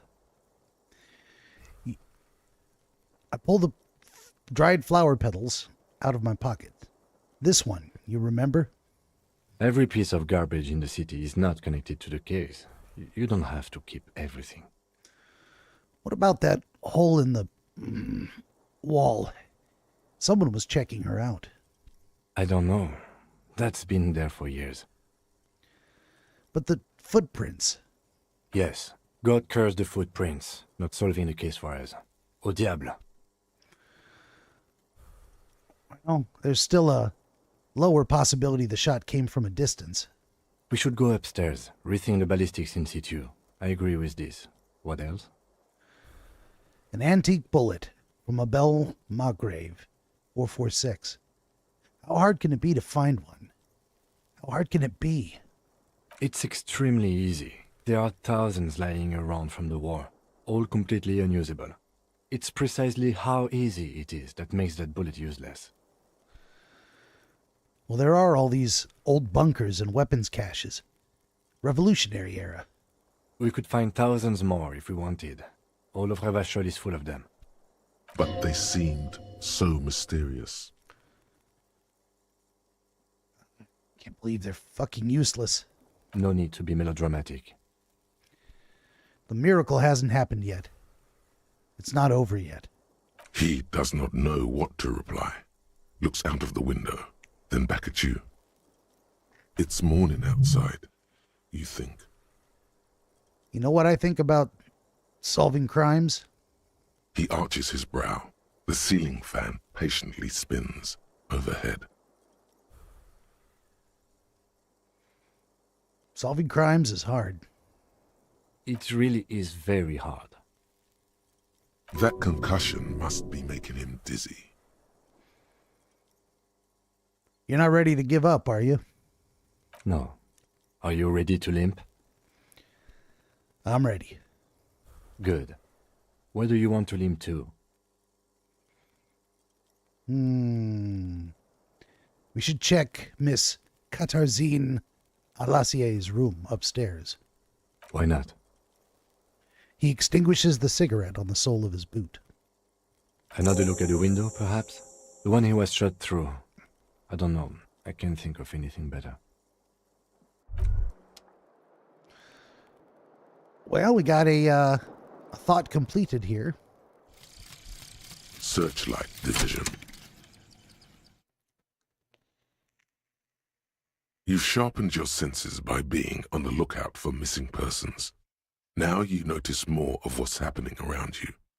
Perhaps, when you're done with this case, you can join the Searchlight Division of the RCM and find every Revacholian that's ever gone missing without a trace. There is undoubtedly a backlog of such cases, because you never know. A missing person could be just around the edge, barely out of sight. That is the solution. What are the bonuses? +2 to perception. Clear-eyed pursuit of truth. Actual art degree. Oh, we got another one. Trite, contrived, mediocre, milquetoast, amateurish, infantile, cliché and gonorrhea-ridden peon to conformism. I fucked me. Affront to humanity. War crime. Should literally be tried for war crimes. Resolutely shit. Lacking in imagination. Uninformed reimagining of. Lip-wristed, premature, ill-informed attempt at. Talentless fuckfest. Recidivistic shit peddler. Pedantic, listless, savagely boring. Just one repulsive laugh after another. Well, that is the solution. And the bonus, -1 to hand-eye coordination, hands shake from anger at how shit it all is, conceptualization passives, heal morale, and give +10 XP. Well, there you go.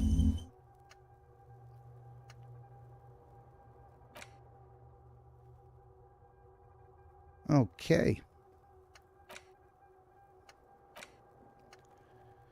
Yona, any luck on whether I'm wasting my time trying to back that truck up?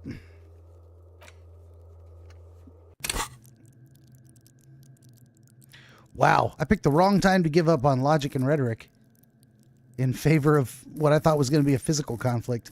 But we also need that hand-eye coordination, which was just shit to begin with.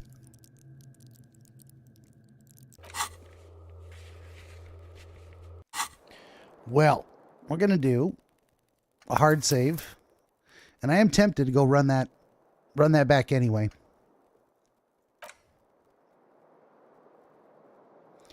Look at this, the whole room's cleaned up. We got music and a bathtub, and this window's been fixed. Look at this. Since I'm not hearing anything, yeah, I've saved it, so I'm thinking of going back and just explore some of those options. How bad could it possibly be? Loading the game. Yeah, that was a whole half an hour experience there. You know, I think either way, I'm going to take a break. I'm way behind on taking a break, so I'll give you some extra time to do some research if that's what you're doing. Maybe I should do the research myself while I step outside and see what I can do. See if there's any point in giving it a second try. Maybe I just eat the disaster that I caused by being unprepared. Maybe that's the best way to do it. I don't know. Alrighty then. So I'm gonna duck out for probably about 10 minutes. Maybe a little longer. I'm also going to try and fix this camera issue. I think it should be easy enough to just unplug it and plug it back in, but who knows how long it's going to take. Anyway, I will be right back before this intermission video stops playing. I'm about 99% sure. So, okay. Hang in there.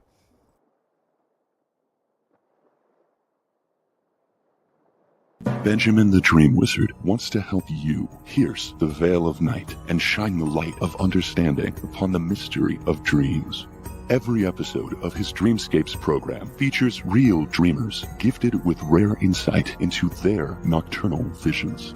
New Dreamscapes episodes appear every week on YouTube, Rumble, Odyssey, and other video hosting platforms, as well as free audiobooks exploring the psychological principles which inform our dream experience, and much, much more. To join the Wizard as a guest, reach out across more than a dozen social media platforms and through the contact page at benjaminthedreamwizard.com, where you will also find the Wizard's growing catalog of historical dream literature available on Amazon, documenting the wisdom and wonder of exploration into the world of dreams over the past 2,000 years. That's Benjamin the Dream Wizard on YouTube and at benjaminthedreamwizard.com.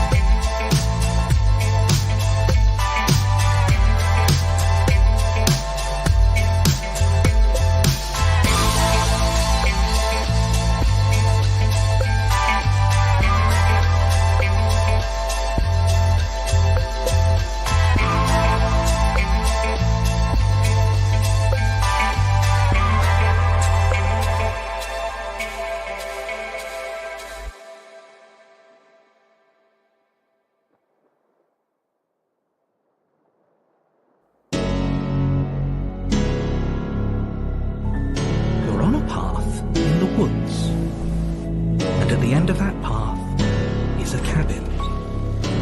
And in the basement of that cabin is a princess. You're here to slay her. Wait, what? If you don't, it will be the end of the world. Now hold on a second. Don't you listen to him. What did I ever do to you? She will do everything in her power to stop you. Well, yeah. I don't want to die. She'll charm, and she'll lie, and she'll promise you the world. And if she has the chance, she will kill you 12 times over. Is he even listening to me? Don't forget, the fate of the world rests on your shoulders. You're not actually going to try and slay me or anything, right? Because I wouldn't if I were you. If you try, I'll kill you. As many times as it takes.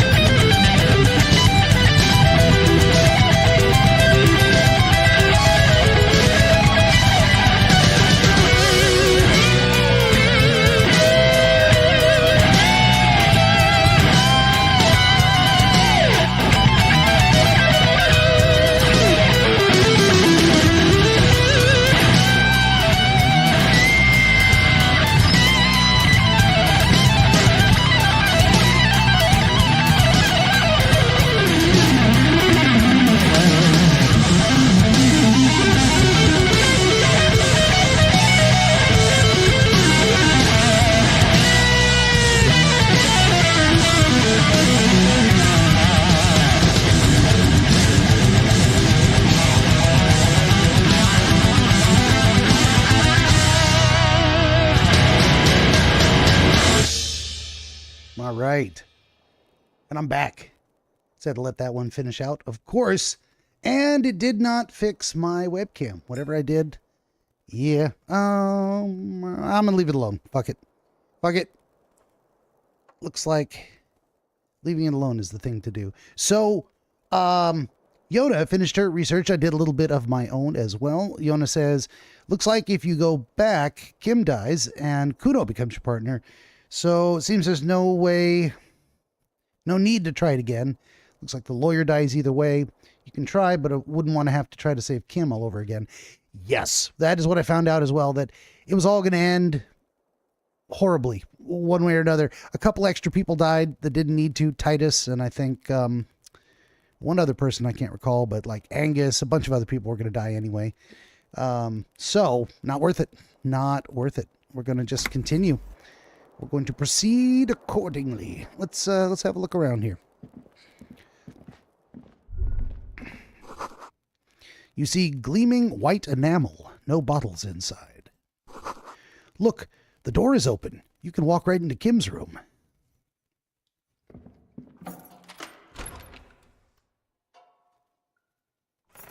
Whoop. Jeez, this room is tiny. The alarm is set for 6:50 a.m. There are notes on the desk. These papers bear the stamp of the RCM. They appear to be fragments of the lieutenant's paperwork, half finished. You may have notes on this and other recent cases. Now the dog wants up. Hang on. Of course. Of course he wants up. Did you go? Sit down, peanut butter. Sit down. I had Garth open the door to your room. You were running a low bacterial fever the first night. Well, Kim, thanks for keeping this old thing alive a little bit longer. It would have been easy were it not for my concussion. We both got lucky, considering the odds we faced. Let's go. What else is here? Medicinal supplies in the cupboard. Mercurochrome, a scalpel, and antibiotics. Well, let's get back out here. Look in that mirror one more time. The bathroom mirror has been wiped completely clean. You see the reflection of your face in the mirror, such as it is. A regular, clean-shaven police officer. I'm actually going to jump in here and change my outfit. We're going to put conceptualization back on. We're going to put back on our empathy shoes and the composure pants and the interfacing gloves. I like those. I like those. We're going to put back on our bolo tie, the police officer jacket. We're going to put back on logic glasses. Nope, Encyclopedia. And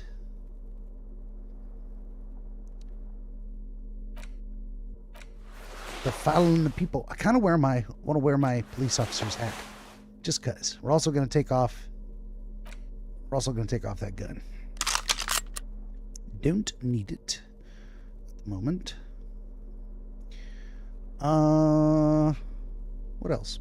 Just want to look in here. We got over the top empathy, authority. Actually, I don't need authority. Well, why not? I suppose, what was that other hat? That other hat had logic. Let's put logic back on. It's a terrible hat, but I'm wearing it anyway. All right. So the only thing that's de-boosted is suggestion because of the shirt I'm wearing. It's a better shirt. The polo for rhetoric, but I lose a little bit of empathy. But my rhetoric goes up. My empathy was already boosted. Right? Right? Empathy is boosted through the roof. Yes. All right. Good enough. Let's do another quick save.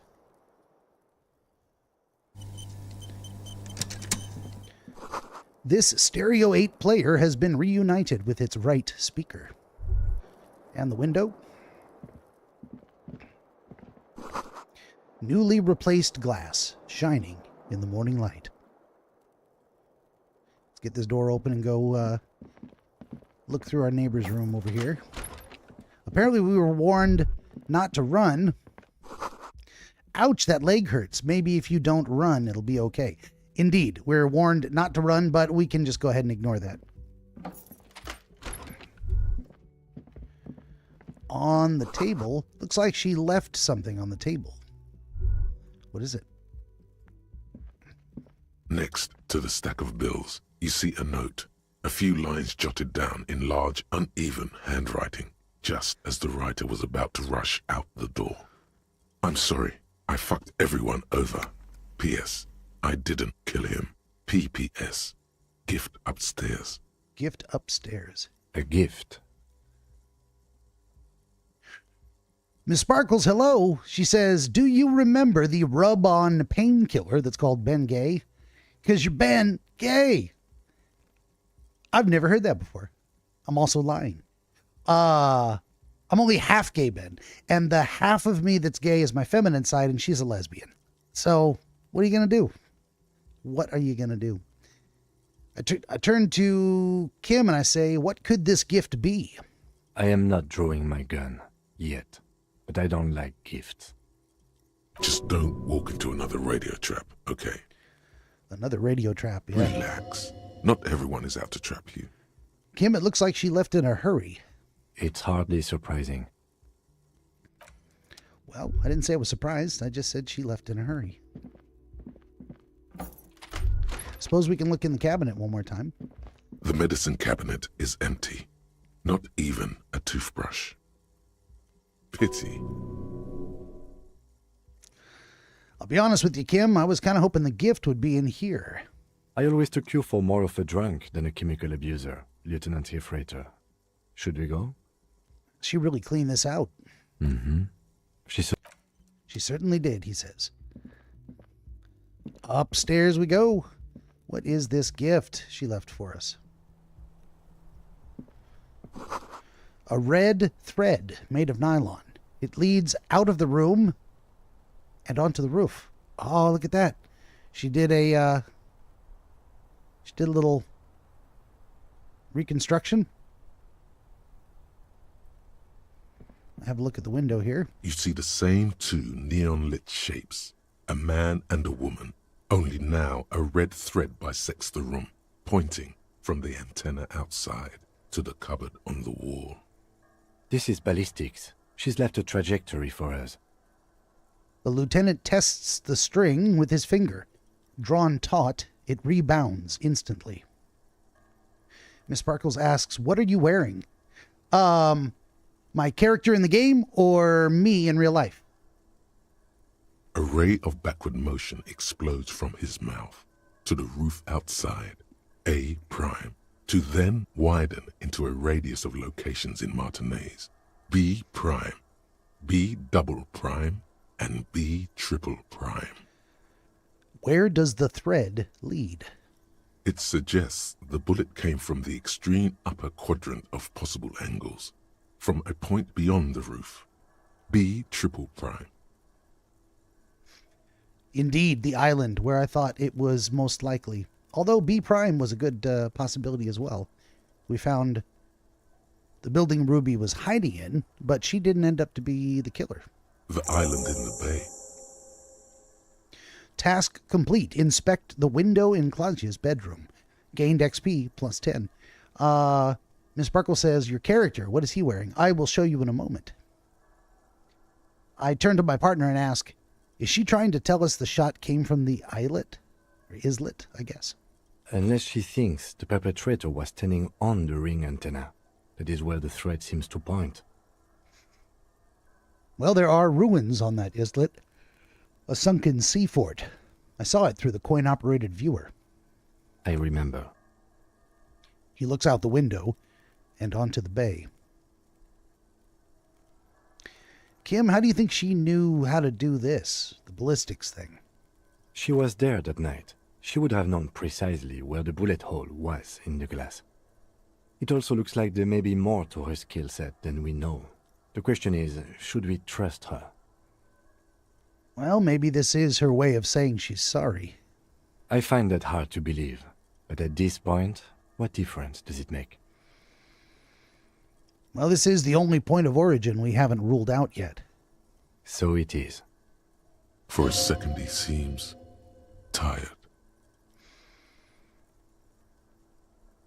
Well, maybe we need to go to the island? The wind blows in from the open window. The lieutenant sighs, looking into the cold distance across the water.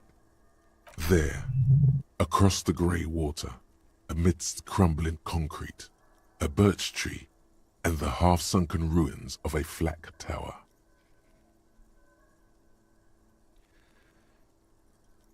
I remember an anti-aircraft gun, or the ruins of one, on the island, from the coin-operated viewer.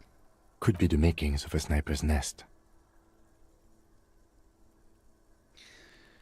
Kim, let's go to that fucking island.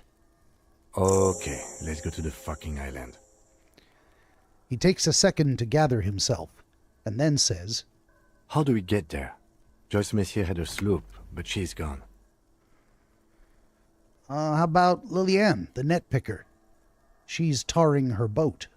Ah, yes, of course. The village. Let's go. He's all enthusiastic again. Wonderful.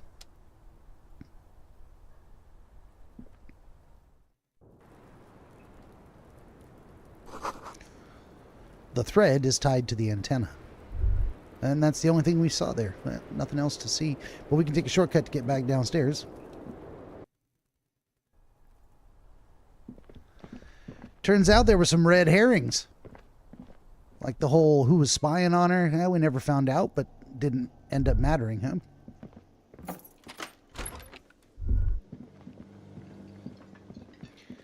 Anything new from any of these people?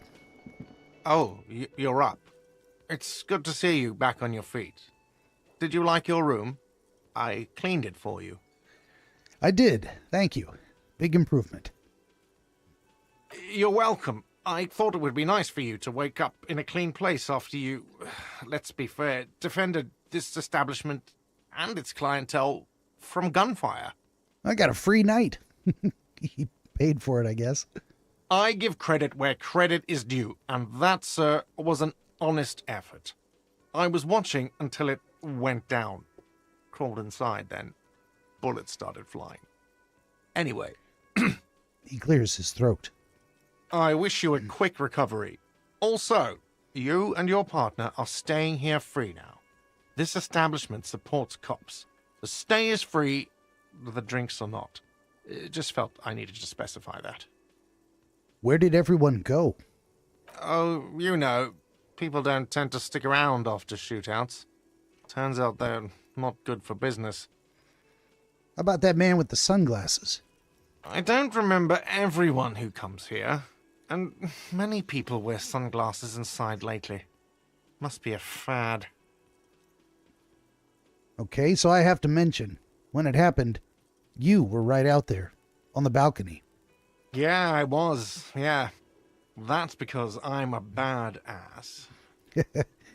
Yeah, I guess you are a badass. Yeah, I don't know.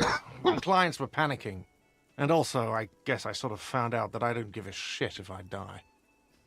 He means it. It's not just boasting. It's something he discovered about himself, stepping onto that balcony. All right then, guard. Thanks. No problem. They'll come back. They always do.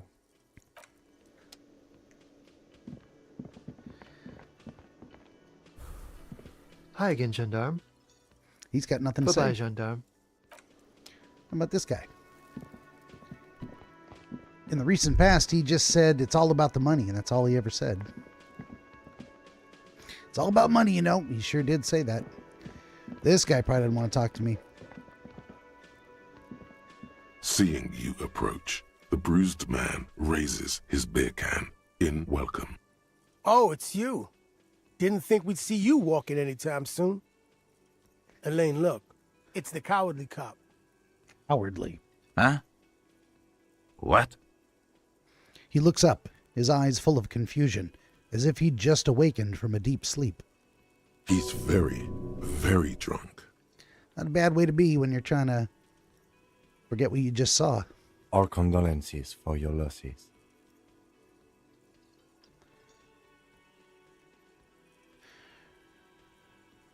The remaining Hardy Boys don't seem to register his words. I ask about Alain. Is he okay? Does he look like he's okay? Nope. He does not. His unshaven face is almost grey, and he reeks of piss, sweat, and booze. While still alive, he has abandoned his own body to decomposition. Yeah, I guess that was a dumb question. No shit, Mullen. What's going to happen to the Hardy Boys now that Titus is dead? Titus is fucking dead. What's gonna happen to the Hardy Boys? Look around you, man. This shit is done. There are no more Hardy Boys. You guys just going to go back to hauling containers in the harbor? No, man. I don't know. I guess the Union will still be policing the neighborhood, but who's gonna do it now? How about you, Eugene? Me? No, man. I'm not a leader. You know, Titus only recruited me because I play the guitar. Said the team could use the morale boost. If any of them had leadership capacity beside Titus, it's him. Keep encouraging him. I think you can do it. The Eugene Boys. Has quite the ring to it, doesn't it? What? Fuck no. If I'd stay, we'd keep the name to honor Titus.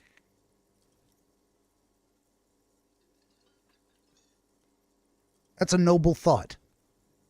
You're going to do all right. No one is born to lead. Titus was, but thanks for the vote of confidence. If I don't stick around, it's all over. So, I guess I sort of have to now. Yeah, man. You know, you got this. You got this. I haven't got shit, Al. There's something there. A germ of determination. He knows he has no choice but to rise to the occasion. You guys have any idea what happened to Klausdia? Damn songbird of misery, that one. The man shakes his head. And do you have any information on this songbird of misery? God said she took off sometime before the firefight. That's all. Trying to remember if there was anything. Oh, yeah. He said she seemed to be in a real hurry. She's gone. Face it. Well, take care, guys. Yeah, you too. It's a rough world out there. It's not easy being a cop. We were too hard on you. Both of you. We shouldn't have fucked with you like we did. You got between us and a lot of bullets in that fight. Matinees owes you one. That's kind of you to say. Take care of your friend, okay? I will. You take care of yours. A sharp pain shoots up your side and into your stomach. You must not look too good. Luckily, it passes. Autosave. Well, there you go. Autosave. Looks like we can go... Whoa! What is this? Un jour, je serai de retour près de toi. The graffito has been painted over the traces of the fight that took place here. It smells of blood and heavy fuel oil. This was Cindy the Skull. Looks like Cindy the Skull finally found the words for her masterpiece. The lieutenant crouches, touching the fuel oil with his finger. Looks like it, yes. This is still fresh. It wasn't here yesterday. Smells like heavy fuel oil.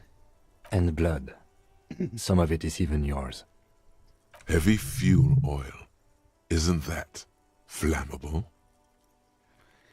What are you trying to imply, Fingers? You could buy some smokes, light up a ciggy and throw it in there. You know, just to see what happens. See if it's flammable. It's better that way. Safer. I am tempted to see what happens. Let's do a hard save right here. Let's light up a ciggy and see what happens. It just gave me an idea that I would not have guessed. Oh, the cigarettes are gone. I would have to go buy some. Looks like I'm not going to do that. So, all right, never mind. What else do we have here? Can we teleport? Get on with this thing. Go to the island, light a graffito on fire with a burning cigarette. What it says on the can. I mean, nah. Let's go to the island. Go to the islet on the bay. There could be a boat in the fishing village. Ask there. Well, we're going to do that. Now we can fast travel. We never helped them set up the club. That's apparently still a thing we could do. Help the ravers start a nightclub. Maybe.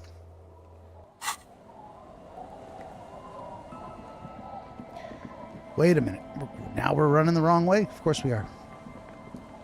Let's talk to this gal. What do you got here? Tell me a story. Officer, what happened? You're limping. Why are you limping? You look terrible. She sounds almost disappointed with you, reprimanding you for falling and hurting your knee. You seem angry. Why? Look at you. You can barely walk. Ah, it's nothing. Doesn't look like nothing. Looks like you've got banged up real good. What happened to you anyway? We heard gunshots from the town. They were closer than usual. There was an exchange of fire on Rue de Saint-Guylaine. It's nothing to be worried about, madame. You should see the other guys. They're all dead. So you're a killer?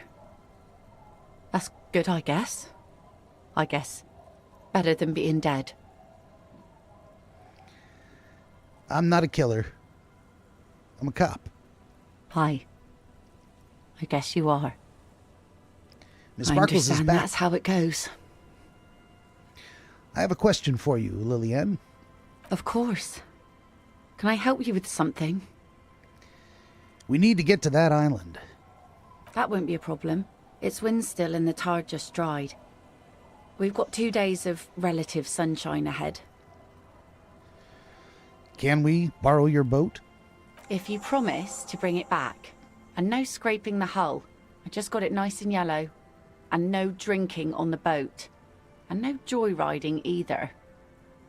Of course, ma'am. It's only for a day or two. Official police business. Hi. I nod along attentively. The crow's feet disappear from the corners of her eyes as she smiles at you. Lillian, do you know what's on the island? I saw some kind of ruins through the binoculars. Used to be some kind of fortification there before the war. For the communards. An anti-aircraft gun, I think. Bombed to bits in the landing. I haven't been there myself. Always steered clear of it. Miss Sparkles was getting an ice cream and putting a plant in water. Well, plants need water.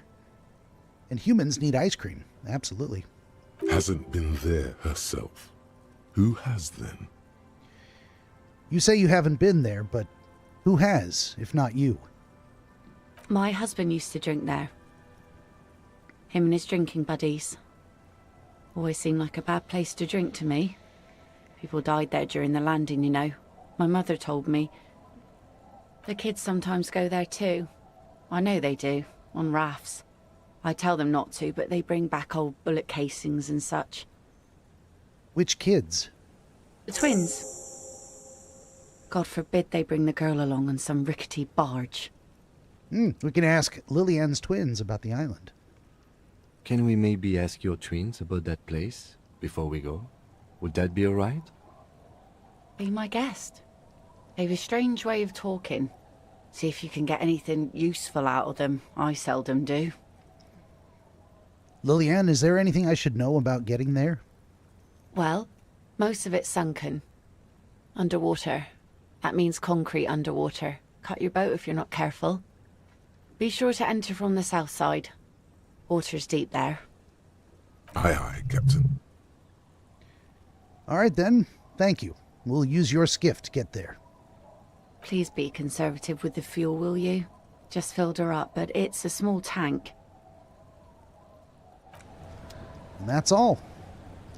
Talk to the twins about the island. Let's do it. Miss Sparkle says, killers are hot. No, I'm joking. I find these serial killer fan club girls weird. Unless they are, you know, James Bond. Yeah, or a cop or a soldier. I think more than anything, girls like to know their man's capable of killing, if he needs to. But they would generally like to not be killed themselves. Not always, usually. The scruffy-haired little boy kicks a stone while the other watches him do it. Hey, kids. You've been out to that island, right? On that island? The one who's busy kicking his stone points to the bay. Yes, that one. I need to know what's there. That's, nothing. It's just a seafort and some plants. You can take a raft there. It's great. And we make a fire. We make a fire. Mm-hmm. Gather the sticks for the fire. And bullets. Or not real bullets, empty bullets. Okay. What then? There are lights. The fire guy comes and asks us to put the fire out.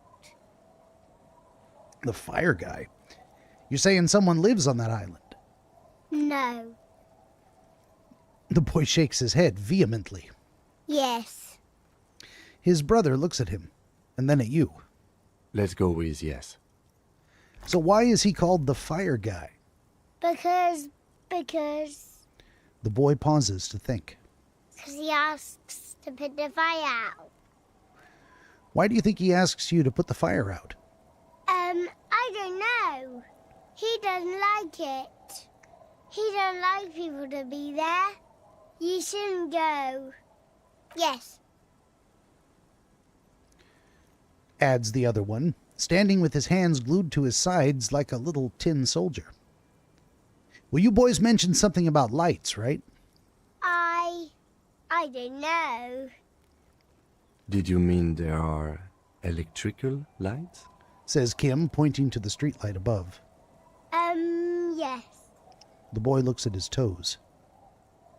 I ask, is there anything else you can tell me about this guy? His age? Does he live there? No, he doesn't live there. I don't think. No, he lives there. Been there twice, 2 times. He doesn't live there. He isn't there sometimes. Anything else? What does this guy look like? I don't know. How come? We ran. He just yelled we shouldn't be there. Your father used to go out to that island too, didn't he? Our father killed himself. Don't say that, he didn't. His brother punches him. The boy's eyes well up like he's about to start crying. I'm going to say your father did not kill himself. I don't know. The boy who made the claim finds himself unsure of it. He looks around. They sound really young, don't they, Miss Sparkles? They sound like they're 6, not 8 or 12, old enough to row a boat out to an island. Yeah. Doesn't even have anything to do with this, you. Father isn't the fire guy. Well, is that all you know? Is there anything more you can tell me about the island? The boy says, rubbing his eyes. It's clear that he has no intention of finishing the sentence. Miss Sparkles asks, how little is this kid supposed to be? I don't know. They certainly sound too young to row a boat out to the island. Unless they're not. I don't know. Lights, fire guy. We should check up on that island. All right. Bye, kids. There you go. We've gotten some information. Go to the island. Use the net picker skiff on the jetty to go to the island. Here we go.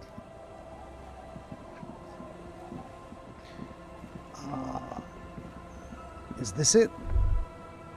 Oh no, it's over here. We gotta get up here. Okay. We're going to the island. It's happening.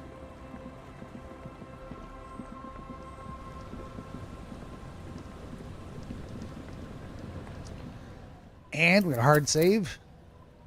Martinez. And into the boat we go. A skiff with a small steering engine in the back floats on the calm mirror of the sea. Its 2 seats are empty. Once you get in, that's it. One pull of the starter handle, and you're off into the bay. A strange trepidation comes over you. Are you sure you want to go now? Have you made all the necessary preparations? Closed all your accounts? Remember what the net picker said. It's a small tank. You won't be going back and forth on this. You take the engine, Kim. I'll hold the boombox. What? What? How do we blast Sad FM on our way to the island? Fine. Let's blast Sad FM then. Sad FM is a radio station specializing in sad, slow rock songs. You seem to know its frequency by heart. All right, let's get in and ride to the island. I'm getting money and XP that I don't need apparently, because this is the final mission.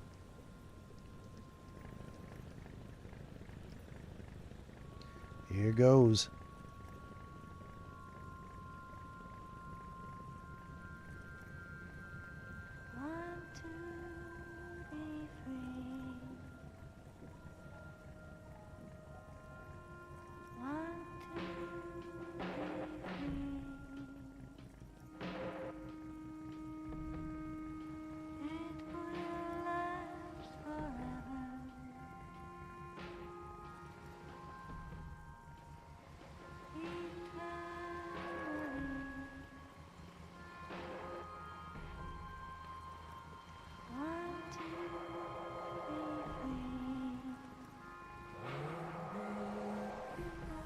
They asked us if we had settled all affairs, and we're leaving side missions undone for sure. Looks like we're never going to help the kids set up their nightclub in the church. Couldn't make any progress on that. Didn't know what to do. Never looked it up. So be it, you know.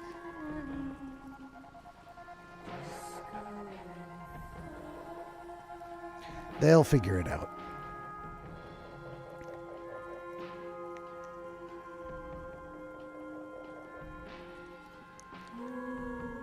A whole little melancholy putt-putt session going here.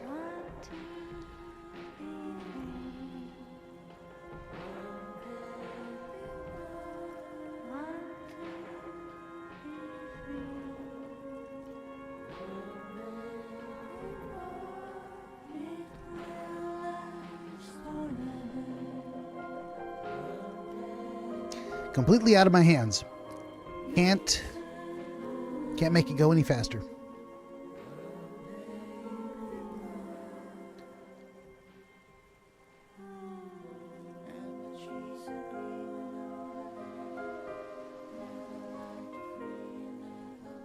It's a pretty cool song though.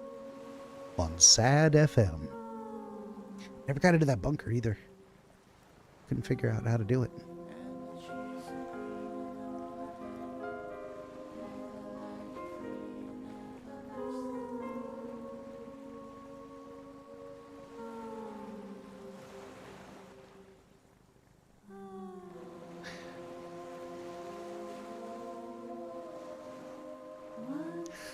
I'm going to take a poll, though, right now.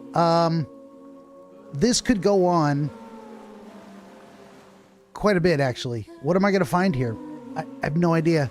It could last a half an hour, could last an hour, could last 2 hours. I'm thinking at this point about rolling it over into tomorrow. I thought for sure we'd be able to wrap it up tonight, but things just moved a little too slow. The boat comes to a slow stop. The lieutenant turns the engine off. Then there's silence. If you have an opinion, Ms. Sparkles, Yona,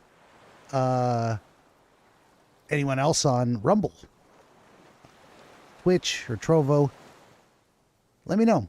You want me to try and plow through tonight, even if it takes another hour? Or save it up for tomorrow, just in case it actually takes 2 hours. I'm almost feeling like, this is a good place to stop. Well, I'm definitely feeling like it is, but I'm undecided. In the silence, a sputter of wings. A flock of quails takes off in the distance. Yona says, save it. Save it for tomorrow. Let's go. We have arrived on the island. It's time to climb out of the boat. Oh, excuse me.